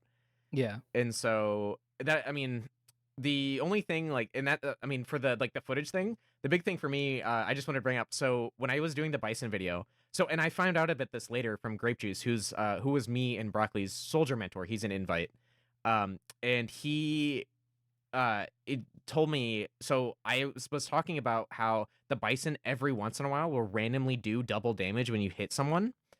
And the reason why, and he told me and he linked me to it, was that if you shoot someone diagonally, if it hits their hitbox diagonally at specific tick like times within ticks, it will hit them twice for every tick, and you'll do double damage. And I had it happen one time, and it didn't like I clipped it, but then I wasn't able to because at the time I was using Shadowplay instead of OBS, and now I only use OBS because it's super reliable. And like I was just like I was so mad because I wrote it into the script because it was important. I was like, hey, if it actually did like okay damage, it would probably be good, but like I just couldn't. And then like I like fished for that clip for like hours. It was like 4 or 5 hours. Like looking at frame by frame damage numbers, like where's the double damage? Yeah, well, I was looking for any damage above like 60, and I was just like, because I think I did like, and I was like, it was so bad. I was, yeah, it was just a huge waste of time. And I was like, oh, I'll just say that I lost my footage, and then I did. But the thing is it does make the video worse. And so realistically, I should have just reworked that area or not included it because it's slightly worse. It's not the end of the world. Yeah. And so there are some things that are just like, oh man, I have to compromise on this. And that's the big thing though, as well, is that But you can eliminate that stuff ahead of time absolutely by planning accordingly. And that's, I think, the thing that you just learn over time is just how to do that. I mean, the biggest critic to a video is always going to be yourself. Like, I mean, with Broccoli's video, he was just saying, I kind of hate this video now because he just made the one on the quick fix and how he thinks the quick fix is super weak, and I agree with him. But I was just like, he was like, I hate this video now, and then I watched it, I was like, this video is great. I really like this. And so it's just one of those things where I was like, oh yeah, I didn't even really think about that. And he was like, okay. Yeah, it's hard to remind yourself, and I always kind of run into this as well, is that like people are gonna like it, like they're not scrutinizing over every like millisecond like you are. Absolutely. So, and there's a reason I think why I don't write down my process or exactly have like a specific way of doing things, is because I'm kind of afraid of my own perfectionism. I know that it's a trap that'll just get you stuck in limbo. Absolutely. And so I try to actively avoid dwelling on something for more than it needs to be. I try my best to be super aware of like, am I spending more time than I need to be spending on this one stupid thing? The big thing for me in that has been SFM, actually, because I'm not good at SFM. Brave man, I can't do it. I can't do it. I literally I learned SFM to do work for RGL, and then I started doing it for Broccoli for his stream stuff. And then I was like, okay. And I learned SFM to do my own thumbnails, and then I can barely animate. And so like I have like a behind the scenes on how I edit every video, and like it's so funny because like some of them there are like I will like frame it so that way it works, but then as soon as you go like zoom out like 1%, it is absolutely completely broken. And I'm like, but like the thing is like it's gotten to the point though for a lot of that where there are issues with it, but I'm like, it is one, only like 10 people are gonna notice this, and two, like, yeah, I definitely caught myself on it a lot before. I was like, no, this needs to be perfect, and I was like, it doesn't matter as much anymore. So since you were talking about like focusing on the memes, how do you like formulate your humor? Like your humor in like, does it just come naturally, or like do you like have? Well, like, I write. Go ahead. I write them down. Are you talking about like edits or what? In general, like I mean, they can be like, for example, in your engineer, like how to play battle engineer, like when you're talking about like, has this ever happened to you? I was dying laughing. I thought it was so funny. Like, well, here's the thing. I think I remember what happened was I had those clips. I had like more than, I think I had 2 or 3 clips in a row where a medic abandoned me. And I was like, has this ever does this ever happen to you? And I immediately thought of the Tim Robinson sketch. Yeah. And I was like, oh, I should put that clip. And then I looked up the clip, and then I was like, oh, he says it once normal, and then he says it in unhinged the second time. So I was like, that's perfect. That's perfect. I'll put that in. So it just was happenstance, and it just happened because I was like associating a normal thing with like a meme. I think that that's probably a generalized approach to most like little edits like that, is like it starts off as like a regular sentence, and I'm like, oh, that kind of reminds me of this. I should put that instead, you know? Yeah, with your video process as well, with you getting footage first, that does explain like the blue Gatorade joke as well. You're like, oh, name a blue food, like that. I thought that was hilarious. Like I know, like Well, most during good. the like script writing process, I'm looking at the clip and I'm noticing, oh, this medic's got a weird medigun name. I should bring it up. I don't know. That would be funny. Yeah, no, that was like as I'm sure as a viewer they probably like don't really notice, but like as an editor, I was like, dude, that's hilarious. Like I don't know, because the big thing for me. Okay, I am obsessed, by the way, with the editing joke of just having like a photo. I don't know why. It's just so funny. It will always not be. It will always be not unfunny. That's a bad way of saying that. I know exactly what you mean. I'm picking up what you're putting down. The If you just like cut to a like, it's like, oh, this is like, oh, well edited video, and then it just cuts to like a photo, like no effort put in whatsoever. It always makes me laugh. Reminds me of like the SpongeBob where they cut to like the really gross close Oh up. yeah, no, that Yeah, was another edit that I put in. yeah, Was a gross that up. was right after that. Has this ever happened? Or right between right before he yelled That's a it. long that's a long time coming joke as well, because I've always wanted to put a gross up in a video. I just never had an opportunity.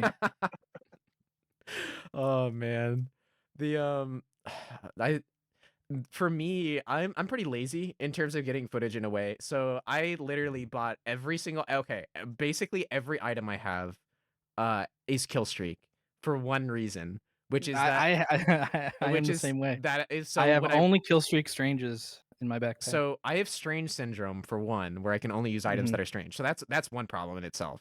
But I use kill streaks, and this is like for an actual good reason, which is that if I'm gathering footage, I can it's easy to find when I have like a kill streak and or like double kills, triple kills, etc. by just scrubbing the timeline and looking at the bottom left and seeing like 100%. where my kills are. It's very relatable. Yeah, It is very useful for that. yeah, I was like, I spent like $30 just to save myself just a little bit. Actually, it's probably been a lot of time at this point, so it was probably money well worth it. I don't know. Maybe.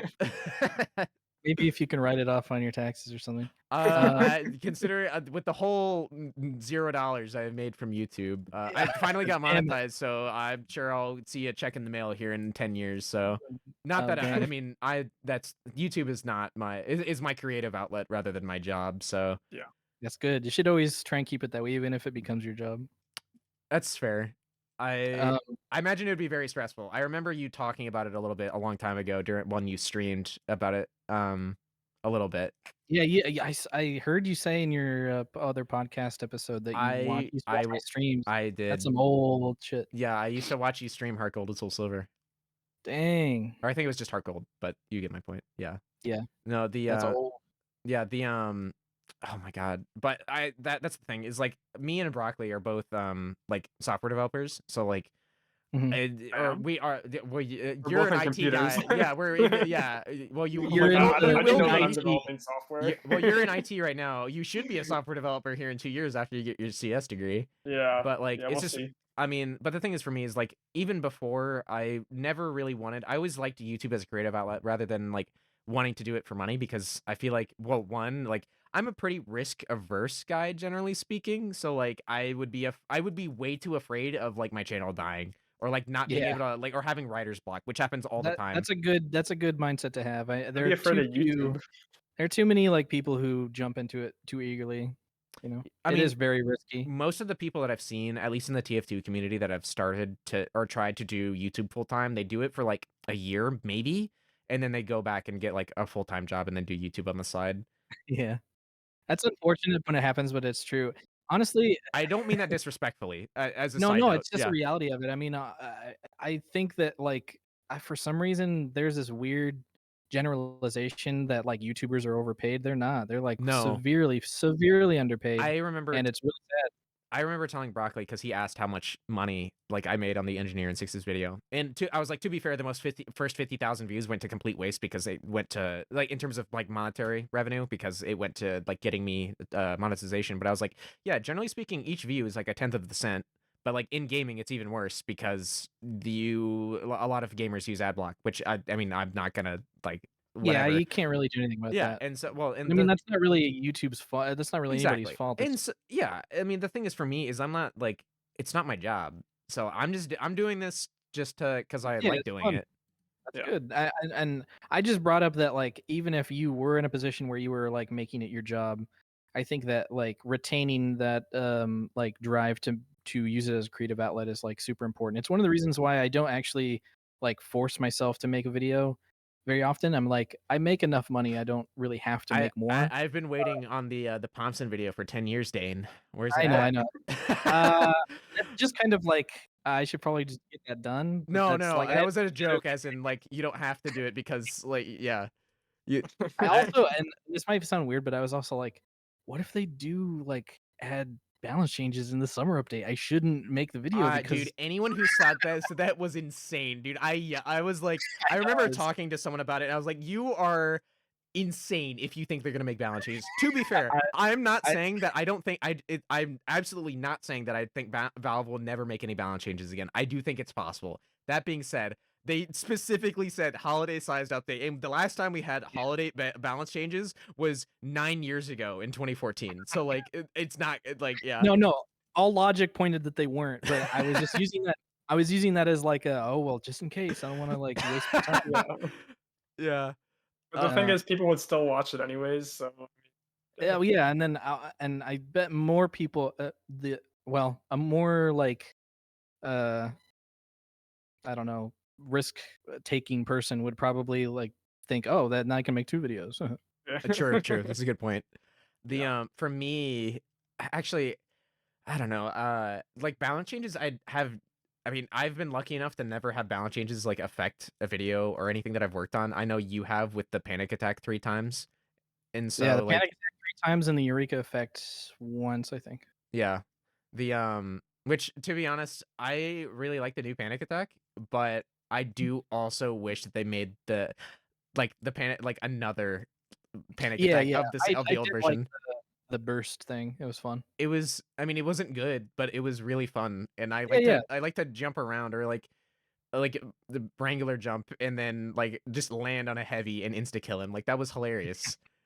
Yeah. Yeah, no, I agree. It was fun. But it also sucked on every class except for engineer, so I understand why they do it. Well, they could make it an energy specific weapon. True, true. I mean, if it's a new one, then you know. Yeah, they could have just made a new engineer weapon. Yeah, Can we trade the Wrangler out for that? That'd be cool. it's mean, a secondary. I wouldn't say no. I would 2 shotguns. Double 2 battle shotguns would be MG. nuts. I mean, the Wrangler just needs its shield removed. I don't think I anything else. absolutely agree. That's the one thing that I hate about it. I mean, I am working on a video on like balance changes that I would make to the engineer, or like it's like what does engineer need? But I need to think of a better title because Funk made Careful with what that is because I made a video like that a long time ago and people got pissed off. oh. For me, it's I'm specifically focusing on 6s. So I mean, they might get mad, but I'm like, hey, all I'm gonna talk about is like, hey, this is what's good about engineer. This is what's bad about engineer. So like what's too good? It's literally just the Wrangler's shield and then the short circuit being spammed on the cart. I Right, don't right. think those are very controversial opinions. And then like otherwise, I I'm don't like, know. yeah, but removing random crits is somehow a controversial opinion still. It used to be.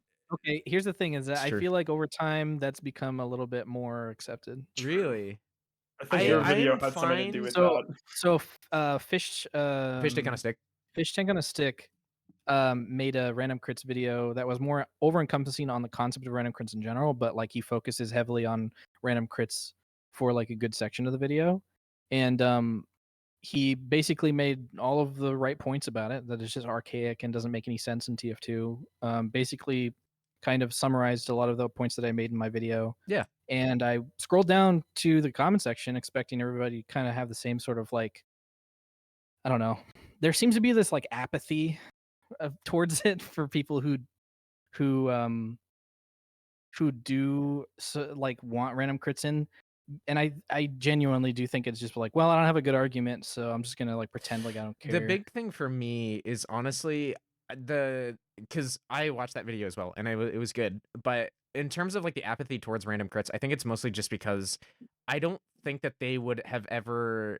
Let me change the way I'm gonna think about this. So think about random damage spread still exists in fall damage, right? But otherwise, do you remember random damage spread being a thing? Like you couldn't Yes. reliably two-shot light classes, or Broccoli back in the They day, back nerfed when me and Dane were young wee lads playing TF2, you could Oh melee yeah, a the sniper. young ripe age of 21 or Yeah, something. you could melee a sniper twice, and it wouldn't guaranteed kill him because your They melee literally melee? nerfed the lock and load because of that.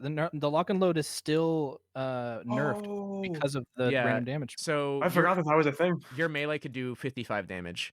That's so stupid. Yes. Yeah, So that's really dumb. it's one of those things where honestly, I think if they removed random crits, like people probably wouldn't notice for a few days. I'm gonna be completely honest.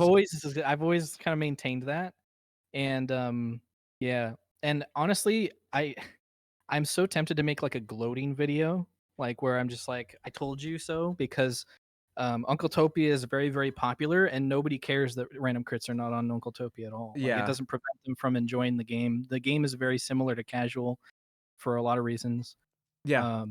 I mean, it makes the game like relatively better, like in a pretty noticeable way. And I think a lot of people are like, "Oh no, Uncletopia is just a nice community," and I like. It's like, no, you're enjoying it because you're not like running into bullshit every 2 seconds. Yeah. I agree. One part like that, honestly though, like I 100% understand what you're talking about in terms of like wanting to gloat, and there It's like I'm never gonna do it, but I mean, it's crossed my mind where I'm just like, guys, Uncletopia, like, it has had a pretty big effect on how people look at random crits, and I told you that it was not going to make the game worse to remove them. No, I absolutely agree. But the thing is like I've been at a couple spots where there's like something that I've like had so much pushback on, and then as soon as it goes through, it'll go through. People will give me shit for it for a while, and then as soon as like something will happen or whatever, I know I'm being very vague here for a specific reason, and then everyone's like, oh no, that was great, blah blah blah, and I'm like, I told you, but like, like I want to. Every part of me wants to tell them I told you so, but every time I have not. I have to like be like, I can't do it because if I do this, then I just need to be encouraged. Well, you just need to be humble. It's not the be humble thing because selfishly I want to yell at them, but like on like the other end, I'm like, I have to like not be an asshole. I have to be like, okay, I am glad that you've even if you're giving me shit before, I'm glad you've come around. Like, right. That's the way I always saw it. But there was one big thing recently about it, that I cannot talk about publicly, unfortunately, or at least I could probably talk about individually. Just not on the podcast. But yeah, I don't know. I will say Uncletopia has been. I mean, I know the maps are like your map preference, but there are some maps that actually isn't true anymore. Well, because you had I know you had the mixed servers because you had like Payload and then like whatever, and then you went back to all in like single servers. Yeah. We've always been open to trying different things to see what sticks, and we just kind of landed on what we have currently. And at some point I was just like, you know what, Uncletopia is like bigger than myself at this point. Yeah. Like, it started off as like, oh, I want to be able to play on my own servers and not run into maps I don't want to play. And I was like, I can afford to be selfish. It's just like, what, 3 servers? And then it's grown to such a size where I'm just like, all right, this doesn't matter. Like, my own preferences literally don't matter anymore. I think I'm just gonna try and keep the theming of casual plus, but so like still try and keep most of the servers on the like official maps. But yeah, I don't think that we have any map bans anymore. I think you can literally pick any map. For me, it's just that when I get to if we get to the end of the map and Payload comes up, I know it will be voted for almost every time. Well, yeah. Which it's fine. And here's the thing. I personally just wish that we could play more Koth. That is literally that's not on you. That's just on the players. I think that's just the general player base. Yeah, absolutely. Like, Payload is just always going to be picked because it's just the best pub game mode. Yeah, like, absolutely. I can't really change that fact. Somehow I always get the people who vote for Dust Bowl, and I have to leave and go into this. Okay, that's the exception. That's the exception. Dust Bowl gets voted for a lot, but I like Kong King comes up and I'm like, please, or High Pass. I love High Pass. I'm like, please vote for it, and I'm like the only one, and I'm like, damn it. Yeah. Like, too bad somebody nominated Upward. yeah, no, absolutely. And You gotta strategically like look at like the most recently played, like which ones are on cooldown, and be like, all right, which one is definitely going to be like the payload map is going to be picked, and then you have to be like, all right, got to pick like a cooler map than that. I don't know. You got to be more yeah, strategic with it. yeah, you're just leaking the strategy right now. And be No, like, there okay, are Uncletopia regulars who are like, oh no, he's blowing up our strat. No, I know about no, it. I know you guys are you're doing fucking it. Yeah, manipulating the well, system. I it's can't do anything about it though. it's just like in the last episode, Broccoli and I were talking about like me, like especially in Uncletopia, where I do this mostly in Uncletopia, where there's no class limits, where I'll pick spy like before the class, like the round starts, so people will be like, oh, someone's already there's already 2 spies, so I'm not gonna be the third spy, and That's a so good I'll pick strat. spy, and then 30 seconds before, like roughly around 30 seconds before the round actually starts, I'll swatch, like I'll go to I'll become medic. And then I'll like, so that Mm, way I can use an Uber out, and then I'll go back to spawn and then switch to the class that I want to play. But like the whole point of me nice. picking spy though is just to subconsciously get the whole team to play like not Genius. spy. No, And that's a good so strat. like, That is a good but strat. it's even better on Uncletopia because they don't want to be like, they don't want to max out the class limit, I think, is like Mhm. the mindset. They're like, ah, I'm not gonna be the third spy. Or even if there Or is a third spy, by the time that they have that person who would have been the fourth spy, they have picked another class already. And I'm like, okay. People will gladly max soldier though. To be that's fair, fine though. soldier is always That's good. fine. Though, like No, yeah, I that's know I'm my a second soldier point. main, but I mean this in like the like casual, like it's Yeah, very hard to be bad at soldier in casual TF2. Just like thank how you. it's I'm glad a soldier main is admitting this because it's like one of the things that Yeah. I feel like I'm gonna get shit for if I ever talk about like soldiers like one of the easiest classes in the game. yeah, no, I feel like there's a difference between the Pick up. class floor and the like the skill floor and Yeah. the skill ceilings, because like I would say the highest skill ceiling in the game is probably Demo Man. Yeah, But that's like fair. with rocket jumping and blast jumping and stuff like that, like You don't need to do that though. yeah, and so like You can Yeah, just as a walk soldier in pubs, you yeah, you don't. can waddle around and shoot the yeah, and floor. so like, and that's the thing is like for the skill floor, I would say the easiest class is probably heavy or pyro, just because you can WM1. Mhm.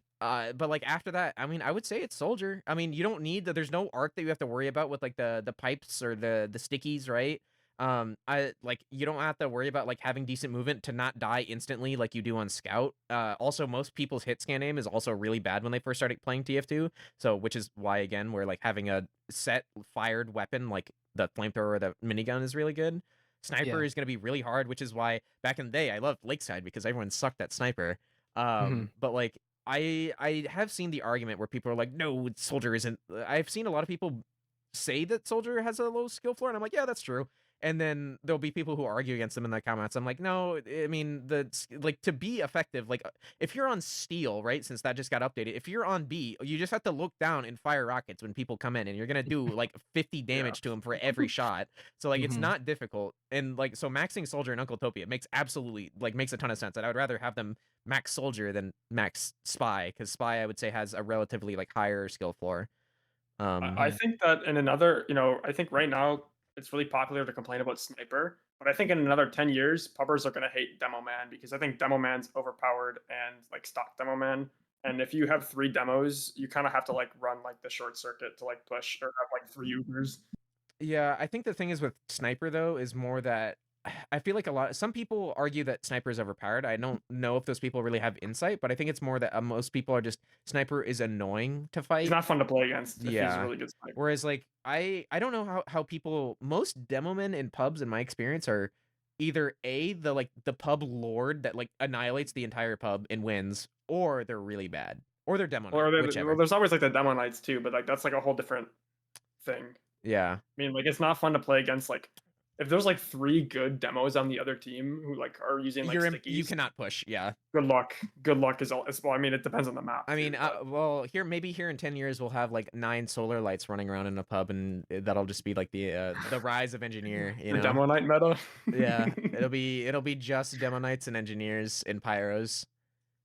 I think your comparison to like how people feel about sniper is really interesting because I think that the reason why people don't like sniper anymore is because like we were talking about earlier, like a lot more people are coming over to TF2 from other FPSs. Like it's not like baby's first FPS anymore. Yep. They're just like, I played a similar game before. I played a little bit of Battlegrounds or PUBG or something. Yeah. And So the transfer in skill is a little bit more understandable. It's like, oh, I've played a hit scan class before that scopes in from the back. I can do that. Um, but with Demo Man, I think that the climb to that like hatred is going to be difficult because there is not really anything like him in any other game. Yeah. He's very TF2 dependent, like in the way that all of his shit works. So I could see that happening. It's just that people will have to really dedicate their time to playing Demo Man in the same way that people have dedicated their time to playing Sniper. It's just that like I think that um, it's just harder to get into. Yeah, you need to play basically TF2 exclusively to actually get to that point. Whereas like a very, Right. very good CS:GO player could probably play sniper to That like is one of the reasons, by the way. I know you that is mentioned true. I yet bringing up yet another thing that you talked about in a video previously was like when you were, I think it was in the Battle Engineer video when you're like, don't use an aim trainer. I was like, thank you, someone said it. Yeah, it doesn't transfer directly over to TF2 like in the way that you think it will. It might like access some sort of part of your brain where it's just like, okay, I know how my mouse works. Yeah. But uh I don't know. I have never really had any success with it. And that's why I kind of like brushed over it. I didn't want to get too far into it. It's just like I've literally never had any success with aim trainers, and I've never talked to anybody who's good at TF2 and they're like, "Yeah, I sit on my aim trainer 10 times a day." Like that Yeah. just doesn't exist. Like maybe it works for other games, but it doesn't work for TF2. No. So, really a quick question because this just came up in my brain while reading this because I wrote it down, which was so you visited Valve years ago. Right. Did you? So, would you recommend visiting Valve if you have like if someone has the opportunity to? Well, it depends on what you want to go there for. Because in the context that I went there both times to talk to the TF2 devs. Okay, fair. Yeah. But I don't think you can do that anymore. I think that one, there aren't any TF2 devs. Fair. I think that they've pretty much like leveled that out. I think that maybe this is my theory. This is like a little game theory. Yeah. Yeah. I think that someone came along at Valve like maybe 3 or 4 years ago and said like, all right, all the old heads need to start contributing to like what everyone else is contributing to, and the old heads are all the people who work on TF2, like Eric, and Driller in Driller. particular. Yeah, They're dude. like they're like Yeah. 50 years old, by the way. Like a lot of people don't know this. They're like basically like dads Yeah. who work at Oh, work I'm at aware. Valve. I Uh, go ahead. and so I think that honestly probably contributed to it. I think that they were working on either Half-Life Alyx or something to do with their VR headset, and they were just like, "Hey, stop working on that game. Come over here and work on this, or else you have to leave. Like you're old. You're an old man." And so I think that is probably the main reason why there aren't any TF2 devs is because like they get mad whenever somebody like has like a cushy position because of uh History or what's the tenure. word? Tenure. Tenure. Yeah. They have tenure there and they're just like jealous. Anyway, I think that it's probably very difficult to basically get what I got, which is literally like Eric showed us everything. That would Like be awesome. That would be so and great. him and like 3 other devs took us to lunch and we talked for like a few hours. And that was great. And I really liked that a lot. But I don't think that'll ever happen again. So now if you want to go to Valve, um, you'll be able to take a picture with the big balloonicorn and like the gear, and you'll probably be able to see a bunch of cool pictures of Valve games. If you like that, if you like basically going to like a PAX West where there's only Valve stuff, Fair then enough. go. Fair enough. Then go. But if you're going for TF2 specifically, then it's not worth it. And take this from me. I live 20 minutes away and I don't really care to go. Oh, that's So okay. That's a good point. I didn't really think about that. so I mean I could go like literally anytime, but I know for a fact that it's just gonna be like, here's a tour of all the games that Valve made once and doesn't update. I'm like, okay, cool. I mean, yeah, that's a good point. I mean, because I just remembered back in the day, because I know you made a video about visiting, and then Sigafu made a video about visiting, and his was like 4 hours long, and I was just Yeah, like, well, the first time that he went, well, the first time that I went, I actually got a tour from one of the TF2 comic artists. So Okay. she actually was not a TF2 dev, but she had enough information about the TF2 process that it was still nice. Yeah. But when Sigafu went directly after, he actually did get a sit down with all of the TF2 devs.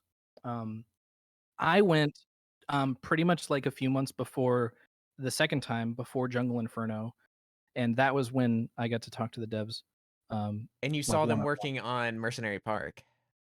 I did. I saw a lot of things that I probably shouldn't have talked about, but I mean, they didn't give me an NDA, so Which is, I will say, if I ever visited them, I don't think that I could talk about it on my channel for the reason that I know how the TF2 community is, which is if they get one shred they of get one sniff. anything, you fart about like something that Valve is doing, and they will like fully like completely blow it out of proportion. Honestly, it's gotten to the point where even if I did go to Valve and I didn't even talk to a single TF2 person once, I still wouldn't tell anybody that I went to Valve because I know that people would still draw conclusions.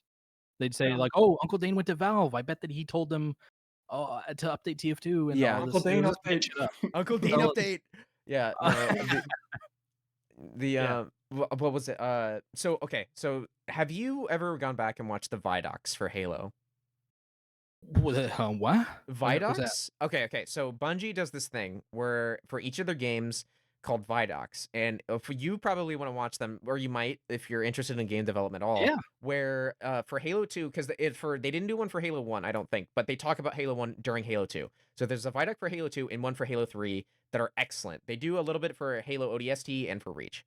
And so you can just find them on YouTube, by the way, for free. They just on their YouTube channel now. You used to only get them with the collector's editions of games. So what they would do is they would document the development process of the game, like in a video, and they would talk to game developers and stuff about what they're doing and the decisions that they're making and stuff like that. Like, for example, like the design of the Brute, for example, and how that came about and why it changed from Halo 2 to Halo 3 and et cetera, et cetera. Like, that is something that I wish so badly that existed for TF2. Yeah. Maybe not for like the development, because they've been kind of secretive about the development before TF2 was released, like in 07. But like, I would have loved to know what like the thought process was and the design process and all that of making like I mean, let's go more recent, like the Dragon's Fury or like or like Right. what the Airstrike or whatever. You know what I mean? Like, what was their thought process? How did like play testing it or like stuff like that? That would be so cool to know or like know about at all. Yeah, I've thought about it, and it seems like the people who work on TF2 are like lifetime people. They're not going to retire anytime soon, and they're probably not going to bring anybody else on specifically for TF2 anytime soon. To replace them. But I have thought a little bit about like, okay, if say like Jill ever like quits Valve and like works for something else, I would consider reaching out to him and saying, "Do you want to do an interview? Now that you don't work there, like we can talk about like what was like working on TF2." Like that sounds like that would be something that would be approachable. I don't know how much the TF2 community would actually watch that, but I know I personally would love that.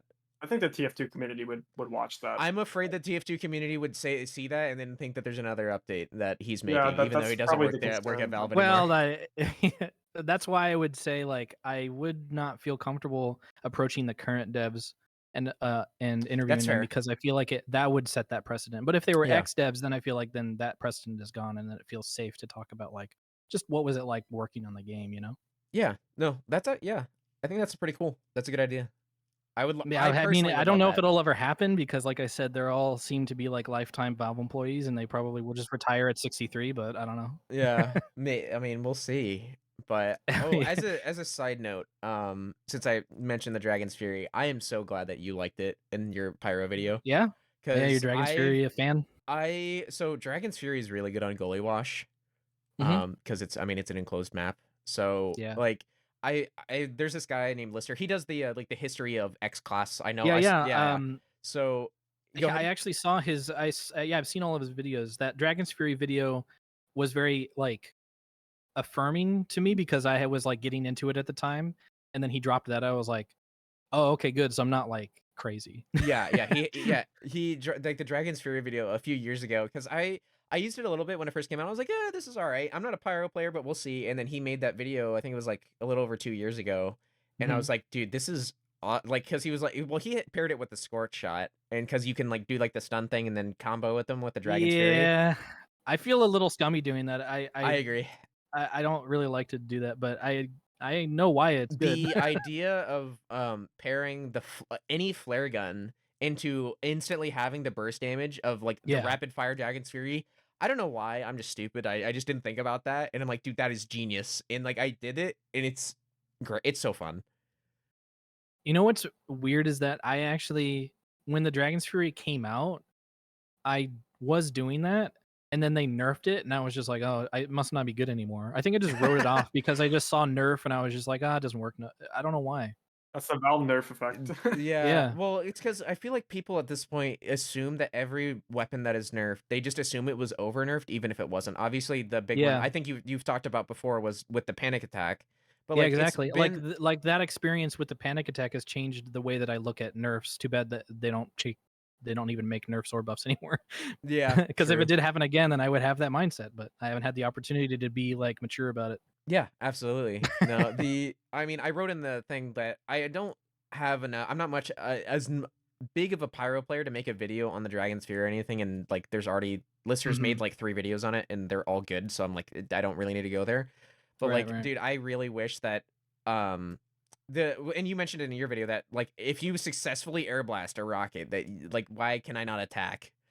Yeah, it feels like I'm being punished for doing what I can kind of do, which is Yeah. airblast. Yeah, and for me, I wrote down, I was like, my thought, I was like, what if like if you air blasted it, it doesn't do a mini crit, but it like catches them on fire, and then you also Right. get to repressurize. So like if you air blast like an Uber or whatever, your air blast still sucks. But if the soldier's shooting at you, you like air blast his rocket, and instead of doing 130 damage, it does 40, but it catches him on fire. So now that he's on fire, you can use your rapid fire like Dragon's Fury to like hopefully combo him and kill him.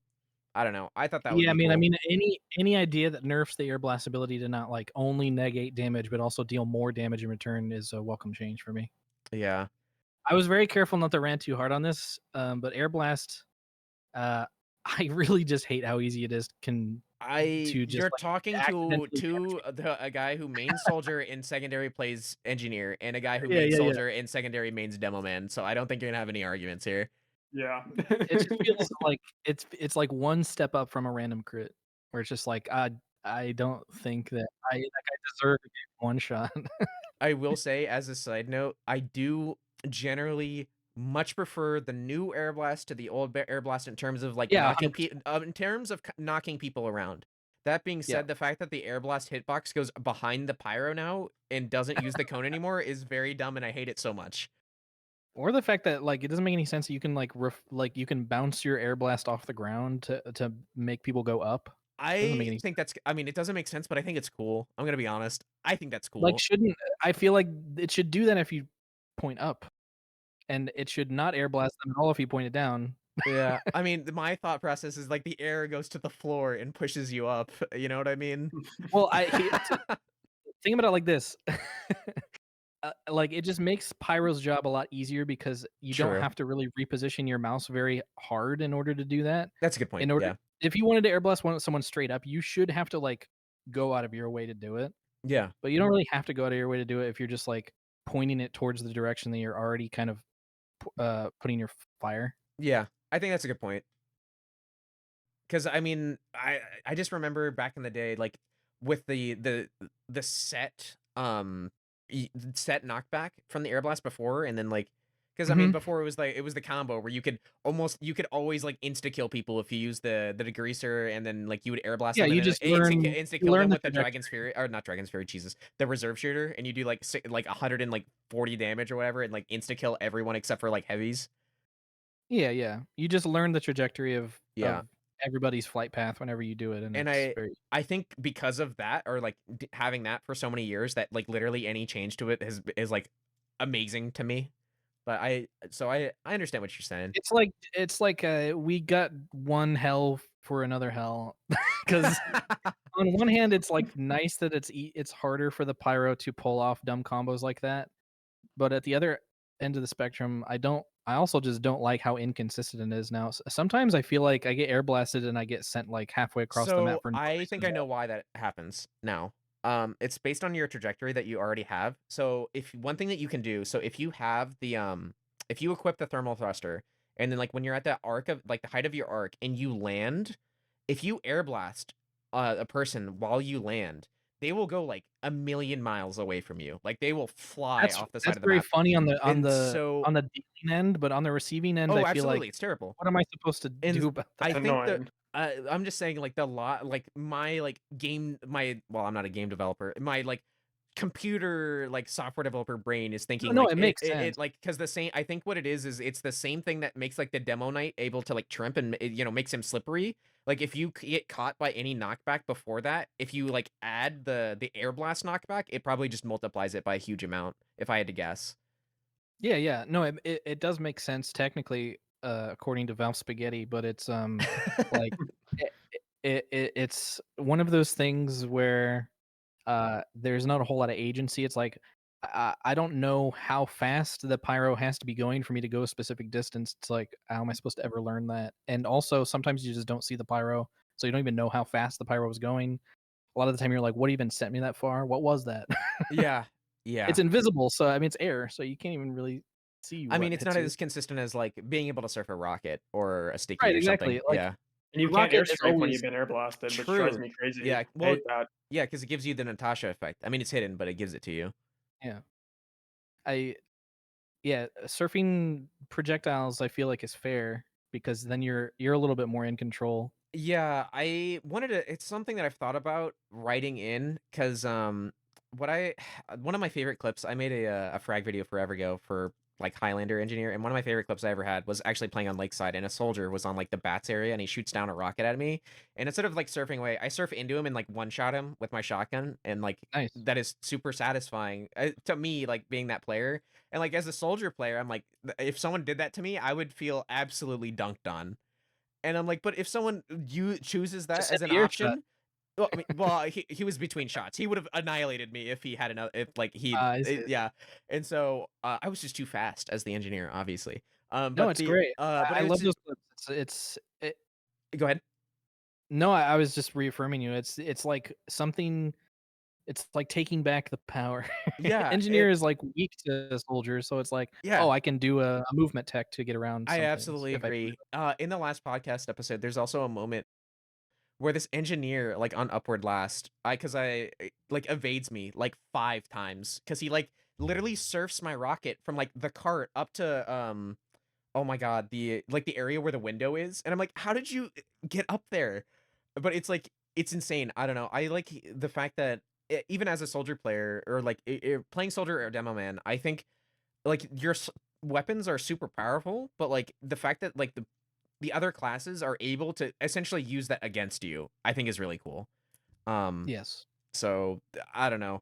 Whereas I know with like Airblast, it's like not really the same case because like I can juggle you, but you can also just again like if you are the engineer who like just surfs it into me and then does 100 damage with a panic attack and like annihilates me, like I just got absolutely like dumpstered on. But I think that's awesome. Like I'll be Yeah. mad. Like Honestly, like, I'm waiting for that to happen, and I don't know if it's just the area that I play in, but I just never see any cracked engineers ever. I think it's just kind of a Midwestern It's the thing. one class. Maybe it's the one class that I just never see. I'm in playing like in West Coast servers, obviously, Yeah. and I see cracked classes for every class except for NG. I've had a few conversations about this, where I think that based on where you live, well, A, people play TF2 differently, but two, people choose classes differently. Because to be Mm, honest, because I know like Fish Stick on a Stick has, and he's West Coast, has talked a lot about like kunai spies, right? I don't think I can name the last time I saw like a kunai spy. Like, really? yes. Oh shit! I mean, I've I see them, I but it's not often. Probably the last time I saw one was a Kunai couple is weeks. 100% the meta here. I mean, it is. It's really good, but I just don't see people using it that often. Usually when I do, it's usually whenever I'm playing with Broccoli, which the last time like we pub together was like a month or two ago. But like I've played TF2 other than that. I just don't see them that often, or at least maybe I don't see them because they're dying, like just insta dying because they have 60 You health. probably just don't But die to like them. I Probably true. yeah, I mean it's possible again that I'm not dying to them, or Well, the problem isn't that they're you're not farming dying. my team. That also could be the Oh, case. I was gonna, yeah. Because the problem isn't that they're farming you; it's that they're farming your team, and you can't do anything. You're like, this guy is like made of titanium. Yeah, Yeah. it's just one of those things where like I know that but like the big meta thing here is that I'll see is people not abusing it to as much as they can, but there are a lot of Wrangler engineers and short circuit engineers over here on like the East Coast. Okay.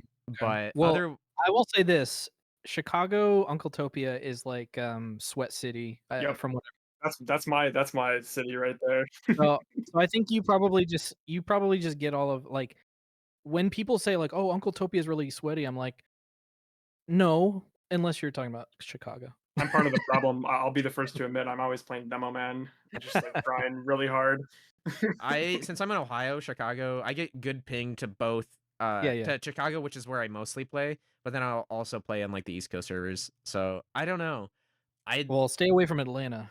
Really is it rough down there? I've heard that that's like the problem child server. Like it's really funny how these servers, the Uncletopia servers, develop like communities, and they all have their own like weird personalities. And There's lore. There's there lore to really is servers. lore for like certain servers. It's very funny. So when do you think we're gonna get the like the meme where you have like the Chad Uncletopia Chicago versus Just go like... on the Uncletopia Discord. I'm sure that they have all sorts of that stuff. Like I've seen a bunch of people making GIFs where they're just like they have like funny images of like two demo men like beating the shit out of each other with hands, and they just put like Chicago on the as the caption. That's funny. Since you mentioned the source spaghetti, do you know of any like notable engineer bugs? Because Broccoli brought up a few with Soldier last time, so I figured I should ask. So I saw that you show me the questions you were gonna ask me. Yep. And I saw that question. I was like, oh, this is the only question that I feel like I have to like really think about. Okay. So I thought about it. Okay. And so this is something that I reported this to Valve years ago that still hasn't been fixed, but I kind of understand why, and you'll understand why later. But it's actually pretty insane, but it's kind of difficult to abuse. So I understand like why they wouldn't care to address it. But so basically, if you use the Wrangler to shoot bullets or rockets, or both, I don't remember, with a level 3 sentry gun on like the exact same frame that you pick it up, when you put it back down again, it will retain the turn speed that the Wrangler gives it, which basically makes it snap to enemies extremely quickly. It has like 0 rotation time, and the doubled firing speed that the Wrangler gives it is still retained. Okay. So so it's a super sentry. Continue. Yeah, super sentry. But this effect only starts if it starts shooting immediately after it redeploys, and it only lasts until it stops firing at something. So the only way that you can actually effectively use this to take advantage of the bug is to C-tap sentry jump, grab your sentry at the exact same time that you like. Remember before the rescue ranger, like that was the only way that you could sentry jump with your sentry and bring it with you. You have to do that, so that's already kind of difficult. And then you have to make sure that when you redeploy it, it's like in the middle of a group of a bunch of enemies. I've only made it work one time, and it was on Badwater last offense. I jumped over to the balcony that overlooks the point. I did that. But I jumped over to the balcony. I put it down, and immediately it was gunning down everyone in like 5 seconds. Like it just wiped like 7 people. It's funny because I was literally about to joke. I was like, yeah, the next Octo video we're gonna see is gonna be like that. But my map that I was thinking of was Badwater last. I was like, yeah, gimmick good. It's so hard. It's so hard to make it work. Once I found it, I was just like, I'm putting this in a video, and then I realized that I could not make it work at all. Yeah. And then I was like, you know what? Fuck it. I'm just gonna report it to Valve and move on and then I forgot about it. And then whenever you were like, what's a notable engineer bug? I was like, oh, it's that one that I reported to Valve that they haven't fixed because who cares? Like no one's gonna do that. Yeah, I was gonna say that seemed like how did you even how would anybody even discover that? Like, oh, it was an accident. And here's what happened. I was playing with my friend Savin, and I was like dead, and I was spectating I was spectating him or his sentry gun or something, and I saw it shooting extreme. It was like unwrangled, and it was shooting really fast and like whipping around and just like basically like acted like the Iron Giant, where it's just like shooting everybody. And I was just like, I messaged him immediately. I was like, "How the fuck did I clipped it?" And I was like, "What did your sentry just do?" I was like, "Please describe exactly what you did before that happened." He was like, "Oh, I like C-tapped and like sentry jumped over there, and I didn't even notice it doing that." So I went on TR Walkway, and I recreated it, and I was like, holy fuck, an exploit! Holy shit, I'm New Delphi. engineer tech.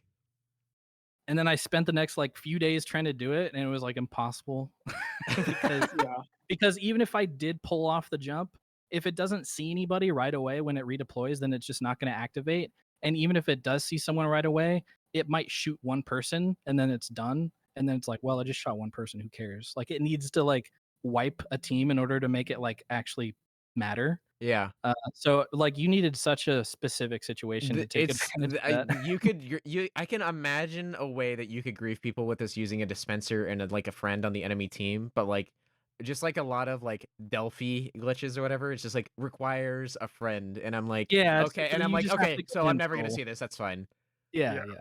because But yeah, that's the one that came to mind whenever you brought that up in the questions. yeah. Oh man. Do you have any? I mean, it was just the soldier reload glitch that I can think of. That's the I mean for That one happens for all the fucking engineer time. for soldier, but the yeah, no, that's been in the game forever. For Yeah. engineer, I can't really think of any actually. Which is There's some that I don't know exactly how to recreate them. I'm sure that somebody probably knows. I've never really looked into it, but I know that occasionally this happens where a spy will sap my sentry gun and it just won't do oh anything. The gun will be sapped and it'll be losing health, but it'll still be able to shoot them. And I've actually seen so many spies get pissed off at that, and it happens like it probably happens like once every 3 months or something. But it seems completely on it's accident. Like been I don't know. in the patch notes before multiple times. Okay, well They've tried to fix it a few times. they've tried to fix it, sure, but yeah, I still see it every once in a while. But it's very funny because spies are just like, "What the fuck? The sentry just shot me while it was sapped." Yeah. Okay. As this, I just remembered. Oh my god! I wish there were more loadout presets. So much Yes. as No, I engineer. brought that up, I think, in a video at some point where I'm like, I wish that Valve would add like 10 more because Right. engineer needs them. Engineer needs them more than anybody. Because engineer micromanages his unlocks more than anyone else, Mhm. for a few reasons. But like, because I mean, the big thing is like you're able to as engineer, and it's just like if Yeah. I could get 8, please, just if you could just AB Yeah. instead of ABCD, give me 4 more, just double it. Like that would be awesome. You know what? Give me 9. I have 9 on my keyboard. I can rebind Yeah, I all was my gonna class say. keys. That's fine.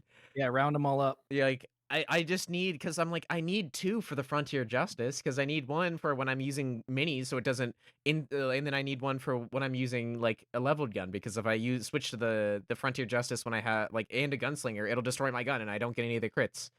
Yeah. No, I've had to manually switch and I lose crits because of it before. Yeah, It sucks. yeah, but like using like the switching to the Rescue Ranger, switching to Mhm. the Wrangler, which I mean I'm a pistol guy, so there's that. I think I've kind of come around. Like I'm a soldier player. I've never really disliked the Wrangler, ironically, until I played Engineer and Highlander, because I was like, well, I disliked fighting the Wrangler. Like I never disliked using the Wrangler until I started playing Highlander because you have to use the Wrangler. It's Well, the meta. Highlander is so it's man, the Wrangler is the shield is pretty much required for engineer to survive in Highlander, and that's not good. Yeah, well, to a degree. I mean, you can use pistol on product, but that's pretty much it. I mean, but like Well, that's like you're yeah, probably running minis anyway. yeah, Like it doesn't matter. exactly. Yeah. And so like there's just so many times where this is a thing that I've brought up about like because I always talk about weapon bans and sixes because I'm more like connected to sixes than our sixes. But like in Highlander, I've joked. I'm like, okay, so you're telling me that the short circuit is banned because you can spam it on the payload cart, but and so it's good specifically when you're on payload offense. But the Wrangler is not banned and it's good all the time. Yeah, it And doesn't so really make much sense, but I think that's just the because nature of people the who play beast. engineer people I mean, feel like Highlander is just flawed conceptually because it's so limiting. Everybody has a very, very specific role that they cannot deviate from. Engineer is like the one class that where that is the heaviest. Yes. I feel like Yeah. if you don't put your sentry gun where it always is, then you're fucking your team up. Yeah, If you exactly. don't put the dispenser where it always is, you're fucking your team up. Or you know what I mean? If the Yeah, teleporter doesn't go where it always goes, then you're going to confuse the shit out of your team. It's so boring and I I hate it. absolutely agree. Um, Go ahead. no, but at the same time, it's like because every move that is made is literally an Uber. Like there isn't any other move to make. Like Highlander is scripted. That's what it is. Yeah, yeah. our You, friend who was an invite Highlander medic was like, yeah, Highlander is scripted. You just need to know when the spy will always walk across between this Mhm. time and this time. So if you're playing Yeah. your pyro should kill them. And it's just Yeah. like, yeah. And same with engineer. It's like, all right, they're about to Uber, take the Wrangler out, and just Yep. like hold it out until you can either rescue Ranger it away or it goes down and you can set up somewhere else. Like it's just so formulaic, and there's ironically, like even compared to 6v6, there's like ironically no room for creativity in Highlander. Yeah. And It's funny because I've heard Highlander players argue that Highlander is better than sixes because there's more to do because there's all the classes. And I'm like, no, I you can't disagree. switch off of the one class you're on. That's like a Yeah. big restriction. That's why I've said like my favorite, like in terms of competitive, my experience in not competitive, like I guess it includes in-game competitive, but like in my experience, like my favorite type of like experimenting and being able to play and do what I want and this, that, and the other, and having the freedom to do different things. Like my favorite of the competitive game modes, the number one is NR6s, then it's sixes, and then it's Prolander, and then it's Highlander at last. And Yeah, that sounds so, about right. I mean, because like being able to like, and I've made this argument, and I've argued with like our old teammate Vibe, who's a big Highlander guy, and I was like, the big thing with Highlander is that because the big argument that I usually see about Highlander is like, oh, it represents TF2 the best because all classes are there, and I'm like, that represents TF2 honestly really poorly because every time I play in a pub or whatever, how often if you have 9 players in the pub, do you really think that every single one of them is gonna be a different class? Like that never happens. You get like It's a rarity. Yeah. You're like, yeah, whoa, look at that. like if there's 9 players, there's gonna be 3 snipers, okay? Like if you Right. get into a casual match, like come on. And so I Mhm. think being able to off class and stuff like that is just so integral to how Right. TF2 plays. Yeah, and at least you can still do that in 6v6. And I I think oh man, I had something. No, you go. I was I just gonna forgot it. say, I think, but in the Highlander, because of the class limits, it just imposes this. The meta has changed, even if like with all the way that they have it set up in the maps that they play, it's become scripted because people have found out, oh, this is the best way to do this, and so now your role is set and you can never do anything again. In the last podcast, I mentioned that I played Pyro. So Broccoli basically begged me to play Highlander like for like 3 seasons in a row with him.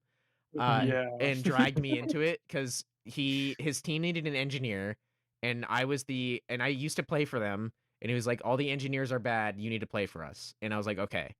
And that, though, to be fair, like it was incredibly frustrating. Not, I mean, it was because it was Highlander, but also our flank was not super great. So like, I mean, it was great for my ego because I got like 400 DPM as engineer, but like that's mostly because my teammates weren't super great, and so like the other team would feed into my Sentry, and I'm just getting free DPM Yeah. and I can anyway. Besides the point, and so it was just one of those things where like my role as that like being pigeonholed into the Wrangler and not being able to like frag people or like basically have fun. Like there's a reason why people call it NG jail, like in Highlander, like once you get to the Yeah. higher level. But it's the same thing. They call it NG jail, but the other one they call jail is pyro jail because all you do is airblast. Like Yeah. I think you were talking about that in the last yeah, episode. and that's Pyro I is had like to play pyro for Broccoli, and I hated Yeah, it I mean, so much. I enjoy playing Highlander when I'm playing demo because you're like probably the most well, you're impactful the star class. of the team. Right. So it's You like, and the sniper are the only people playing, really. yeah, yeah. So Everybody else is just like your backup dancer. yeah, pretty much. They just like they're like your pawns in your chess game. Yeah. It's pretty accurate, honestly. But I mean, it's like you said. I agree. It's fundamentally flawed. The only reason that I was the only reason I dipped my toes into Highlander because we had a friend team for like newcomer, but then I was just interested in it because I didn't have time to play during the weeks, which is like or during weekdays, which is when sixes is usually played. And so I played It's a bit of a Highlander. noob trap. Like I think about it as like a noob trap because it's like, oh, you can play whatever class you want. What is Yeah. your main? Play your main. You're like, oh, okay, cool, sounds good. It's But like, your is your main's main role is not sniper abysmal. or demo? Then sorry. In my a couple of videos ago, which is what spurred the whole engineer sixes video, I mention I'm like, hey, if you want to play, which is like if you want to play a specific format, if you want to play Highlander, you can do that. If you want to play Prolander, do that. Don't Yeah. play because I was like, don't play Highlander just because that's the way to get into the game. Play if you want to play sixes, play sixes. If you want to play fours, play fours. And so, and I was, which is, then I ended the video. I was like, hey, if you want to play a different class in like in a game mode, like if you want to play engineer or pyro in sixes, you can do that. Don't like have anyone tell you that you can't. Just do it. Right. And so, which I was like, the whole engineer in sixes season was like, I'm proving my point. You know, putting my money where my mouth is and all that essentially. And so, yeah. And so for me, I'm like, that's one of the reasons why I want to have like them, like the community kind of change its outlook, because like I would rather people, I mean, I've played like 5 seasons of Highlander as engineer, and I would say that my engineer in sixes season, while I couldn't use the rescue ranger, the wrangler, or the short circuit, which the rescue ranger is a different conversation that should be unbanned, different thing. But like the short circuit, but like even though I couldn't use those, I would say that my experience, and I had way more fun in sixes as engineer rather than I did in Highlander, because I can experiment. I can go around maps and do different things, and kind of jump around or do stupid stuff, rather than like, okay, you have to build the level 3 here in this spot, and you have to pull out the Wrangler to check for spies, and you need to put the dispenser here for your medic, and then you cannot move for the rest of the game. Congratulations. You are your Sentry. Yeah. Well, it's also just math. I mean, on lower team sizes, you're more impactful as a player in general, and the engineer has a pretty strong ability that where you can make another player. Yeah. He can create a 7th player, and the ability to create a 7th player is way more powerful than the ability to create a 10th player. Yeah, that's a good point. Player, Yeah. just by the fact that you're creating a higher percentage of things to shoot. And that I think is a big reason that is overlooked to like, okay, why you should consider playing like whatever you want to play in sixes is like you're just going to have more of an impact on the game. Like your decisions will matter more, and you won't feel like, oh, I died. Well, it doesn't matter. I'm the only person that died. Whatever. I agree. Because that's what always would happen when I was an engineer. I was just like, oh, I got stabbed by the spy, but they killed him Doesn't before my matter. sentry could go down, and I'll be up in a second. Ammo medic sniper are still up. We're fine. Yeah. The only time I think I really enjoyed engineer is when like like in Highlander was shit absolutely hits the fan, pushing like, and like the other team's pushing last. Specifically, I remember on Vigil, I would always like, as soon like when they're pushing last and my team's about to lose, I would always equip the Widowmaker and go like try to stop the cart. That was probably some of the most fun I had. I don't know why. Yeah, It was because just you like, get to be unchained. You're like, it's desperation time. yeah. Well, I guess Yeah. that does explain it pretty well. Now I'm thinking about it. Yeah, that's a good point. Nobody's gonna yell at you for doing that because it's like, well, I was desperate. What do you want me to do? Like, Yeah. if you did that at any other point, they'd be like, what are you fucking doing? Build a gun, slave. Yeah. Dude. Yeah. By the way, Widowmaker is like so much fun on Selbyan. I've been basically like, Really? yeah, because like I talked about it in my battle engineer video. Like the Widowmaker kind of sucks if you want to like build. Oh, they're all Because- clumped up. Too. Well, I don't know if it's just me, but I cannot keep a building up on Selbyan. Like the map Really? is just too open to like it's just basically a big playground. Like I put a dispenser somewhere, it'll do its job for like a minute and then it'll get taken down. There's no reason to put a teleporter anywhere. I imagine the teleporter would mostly just be the engineering or the the places you should not be kind of thing. Yeah. Yeah, exactly. I put a teleporter down just out of habit, but like I think like one person will use it and then it'll get taken out.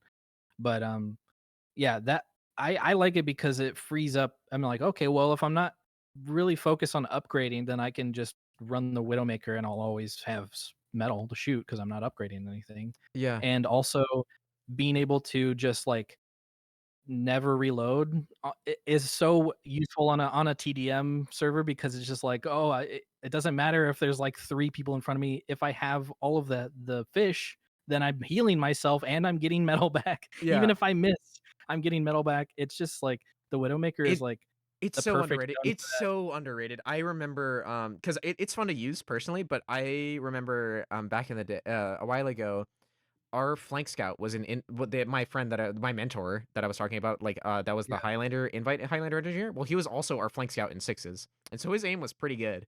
And so we would pub, and I would just play medic, and he would just go engineer with a Widowmaker, and he just wouldn't miss. And like Yeah. it was it's Just don't miss. if you don't miss, I mean, it's like the direct hit. If you don't miss, you win. Like Yeah. it's QueeQuey, so good.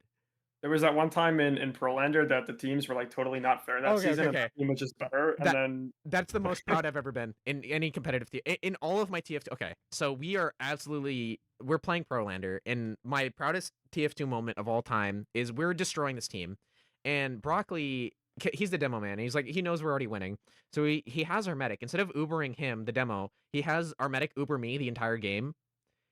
And so my proudest moment is I cross I go over the point on Cascade and I look at the enemy medic. I do 0 damage. I do not shoot them yet, and they see me and instantly use Uber. And I'm like, that is my most proud TF2 moment of all time. You convinced him through the power of suggestion. Yeah, it was so funny. I still, again, my most proud TF2 moment. I was just like, I forced a medic by looking at them. As engineer, I mean, which is I don't know. Engineer is always seen as like an underdog, which I mean he is to a degree, and that part of the class makes me like engineer a lot more, personally at least. Yeah, for sure. I always feel that way. I'm always more attracted to underdog characters in games, or like making use out of a character that is like not the meta or something. Yeah, no, I agree. Historically, Also, before it's like nice to use that like stereotype to your advantage. yeah, Because like I said, especially in the servers that I play in, like I never see cracked engineers. I literally every engineer I play against is just like turtling or doing something like where they're just looking at a wall somewhere. So I'm sure a lot of people in my area have an expectation of like when I see an engineer, it's just a free kill, and then they're like, oh wait, he actually just like 2-shot me. I'm gonna Okay. be like kind of brutally honest, and that is that I honestly think a lot of the like cracked pub engineers that I've played against are a lot better than some of like the high level invite engineers I have played against. Because Yeah, well if they I'm gonna have be like brutally honest, a playground to test all this shit out. they don't And have a team that's always looking out for them well, either. not just They're that, kind of but just on like their own. I mean, if I can like I remember because we in sixes typically a lot of the times you play against like invite, like if you're an IM in sixes you're typically playing against like, or main you're playing against like invite Highlander players, and I've played like higher level like invite or like not higher level invite but like higher level Highlander stuff. And the thing is like a lot of them really don't have super great aim and I think it's because of the auto aim that the Wrangler gives you.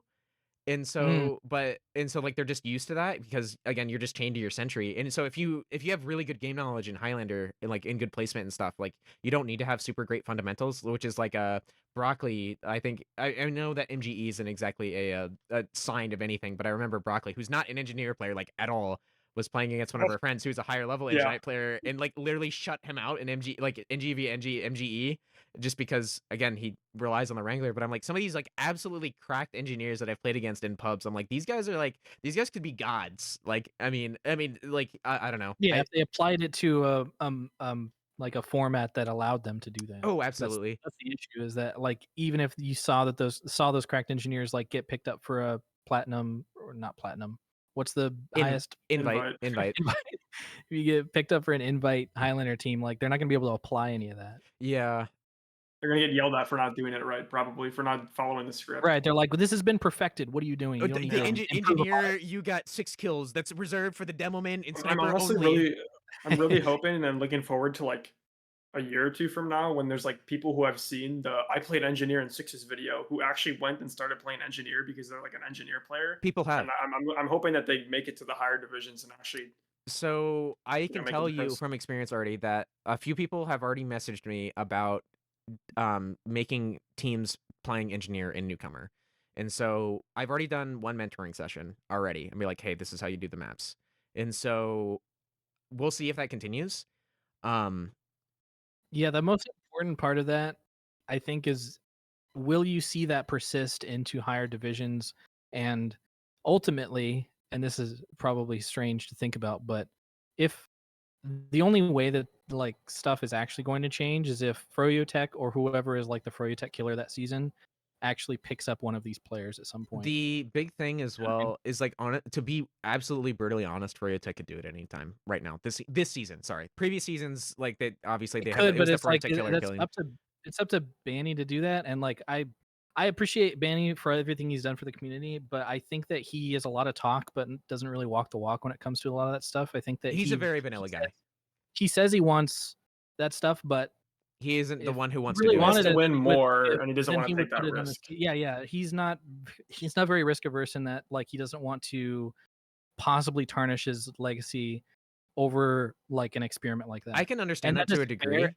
Yeah, that is fair, but I do wish that it was different. I think that like there are tons of people he could pick up who could bring that sort of variety to a high invite team like that.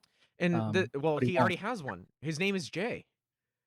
Well, here's the thing: is that like he didn't pick up Jay for that. True. Yeah. Correct. Correct. Jay was already very good, and then he was like, "I'm on Froyotech. I can experiment. No one will care." But so I talked to Jay at LAN, and so the thing is that so Jay, for engineer full-time viability, so like even if it's like say it's moderately viable, and like if you want to have fun, you can still do it, right? So that indirectly makes every class that is quote unquote like better than engineer more like should be more acceptable. So which would be sniper, unfortunately, and then pyro. So like because pyro's unlocks I'm gonna be brutally honest, pyro's unlocks are incredibly underrated. Pyro has so many like different choices on like swapping playstyles. Yeah.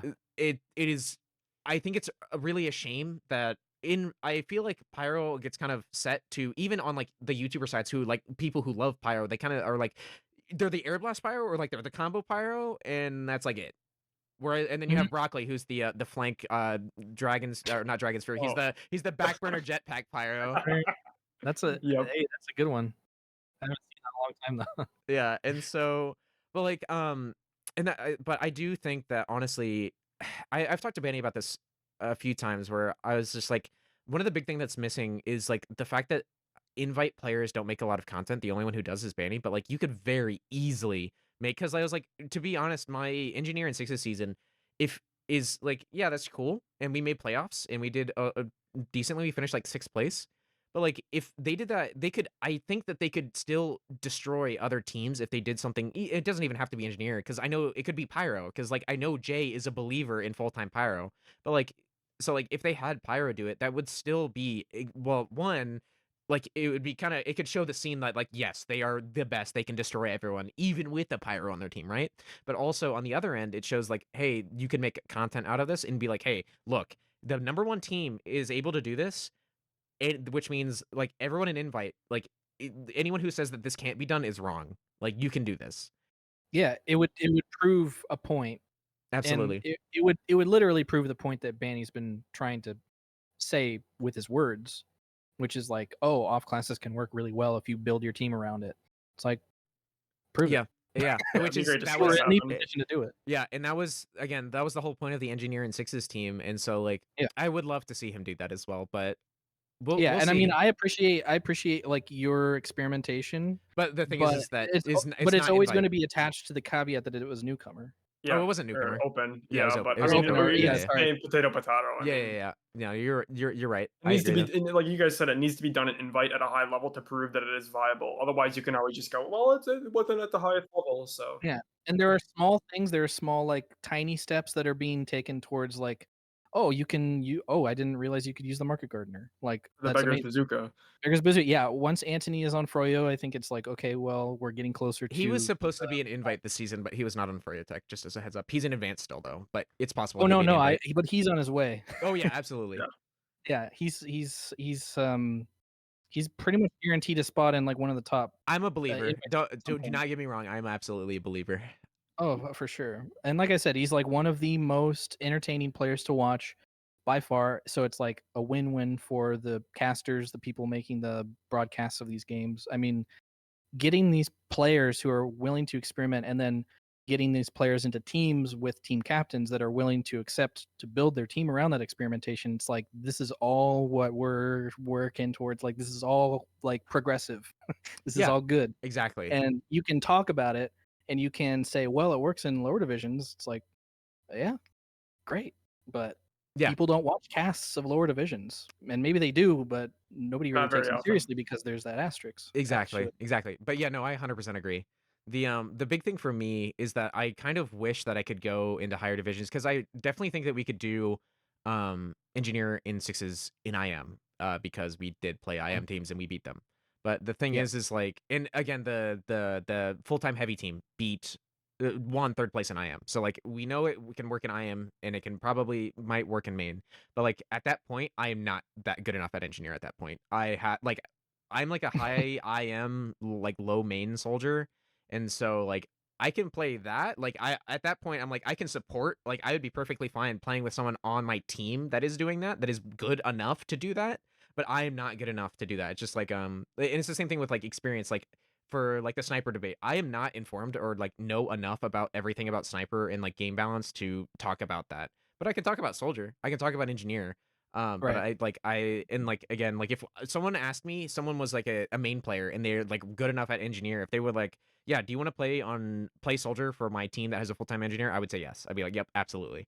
And so, but I'm not good enough to be the one to push it all the way up there, unfortunately. I kind of wish I was, but Yeah, I don't mean, know. I feel similarly, especially lately. I mean, we're talking about how like, oh, it seems like everybody's like gotten better at TF2 over the last few years, Yeah, and I think that is right on like probably a provable level, but I also think that a big reason why I'm noticing it is because I'm just getting older and probably losing my gamer juice slowly over time, which is inevitable. I don't really mind it, but I'm just noticing them. I'm like, man, I'm kind of getting my ass kicked a lot more in pubs than I used to, and it's like a combination of a bunch of things. But it's like I know for a fact that I wouldn't be able to play at a high like competitive level anymore, and I'm fine with that because I'm not super interested in it anymore.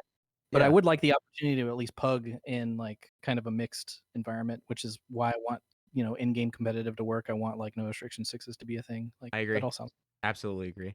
The for me, I thought about putting it in as a joke at some point, and I might make a joke video about it at some point, but I want to continue to play competitive TF2. The big thing is time. So like I work for an insurance company and I start work at 7:30 a.m. I cannot play matches at 10:30 that I need to get up at 6 to yeah, like go to work.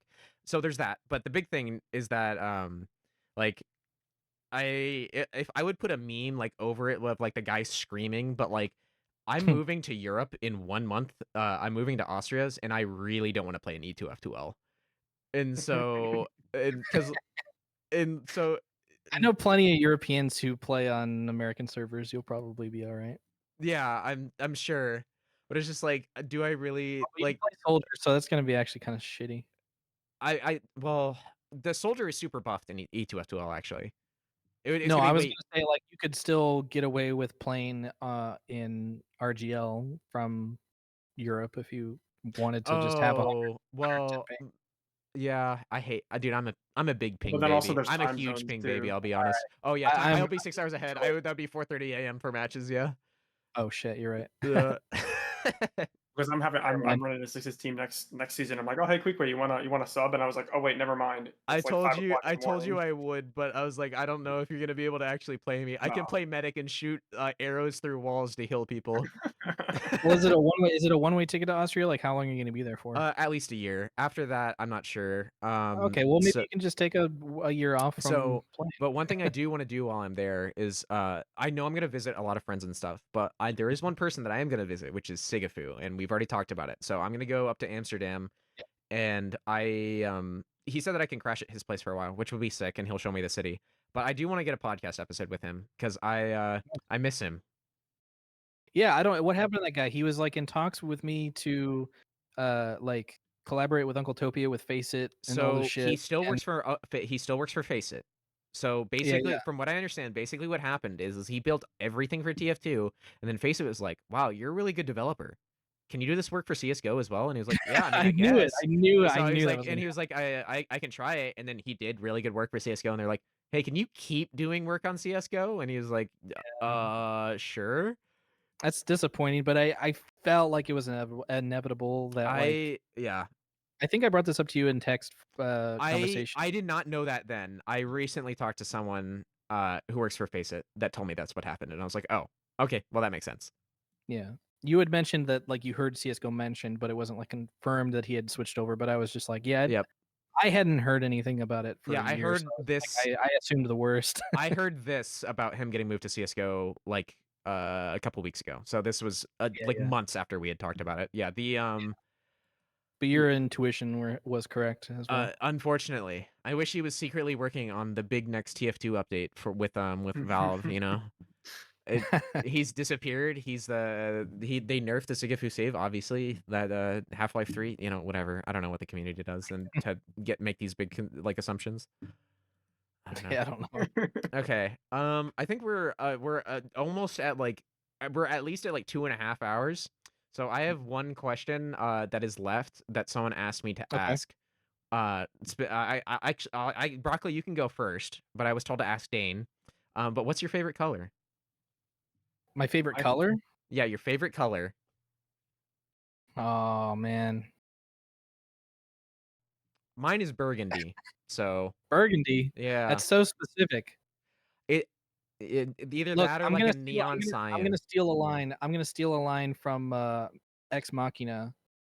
Seeing how I'm not 6, I don't have one. No, I've always kind of hated that line because it's like a dig at people who have favorite colors. But honestly, I feel similarly. Like I don't know. I like yellow. Yellow's pretty good. I get it. Like if I were to pick like an aesthetic, yellow. Probably say Like red. Australian yellow. Like kind of like a like a more darker yellow. That's ironic. I really like that color of yellow, not because of Australians, but my stepdad growing up, he had a 2003 Chevy S10, and it was that color of yellow. Nice. No, yeah, that color looks good on a lot of things, so I think that's probably why I would pick it. Yeah. But it's not something I think about where I'm just like, I have to get this color of like keychain because it's my favorite color. Oh like, no, I never do that. I never do Oh, that. okay. It's just it's one of those things where I've just noticed that I really like it when I see it. Yeah, yeah. Mostly on clothes, actually. No, burgundy is a great. Oh, that's a great color for clothing as well. Burgundy. Yeah. But all right. Well, is there anything else that you guys want to mention or say? Shout out. I would shout out Broccoli, but he's already here, so. Yeah, thanks for inviting me back. Yeah, thanks for inviting me at all. It was nice talking to you. Likewise, likewise. 1-on-1, 2-on-2, 2-on. Wait. 6v6. Wait. Yeah. Ulti trio. Ulti. Oh yeah. Oh, When yeah. are we gonna get an ulti duo like official game mode? Oh, in TF2? Never. Another decade. Yeah, just give it another. When did TF2 that long come to out? add TF2 came Accent out almost 16 years ago, so give it another 16 years. Right, right.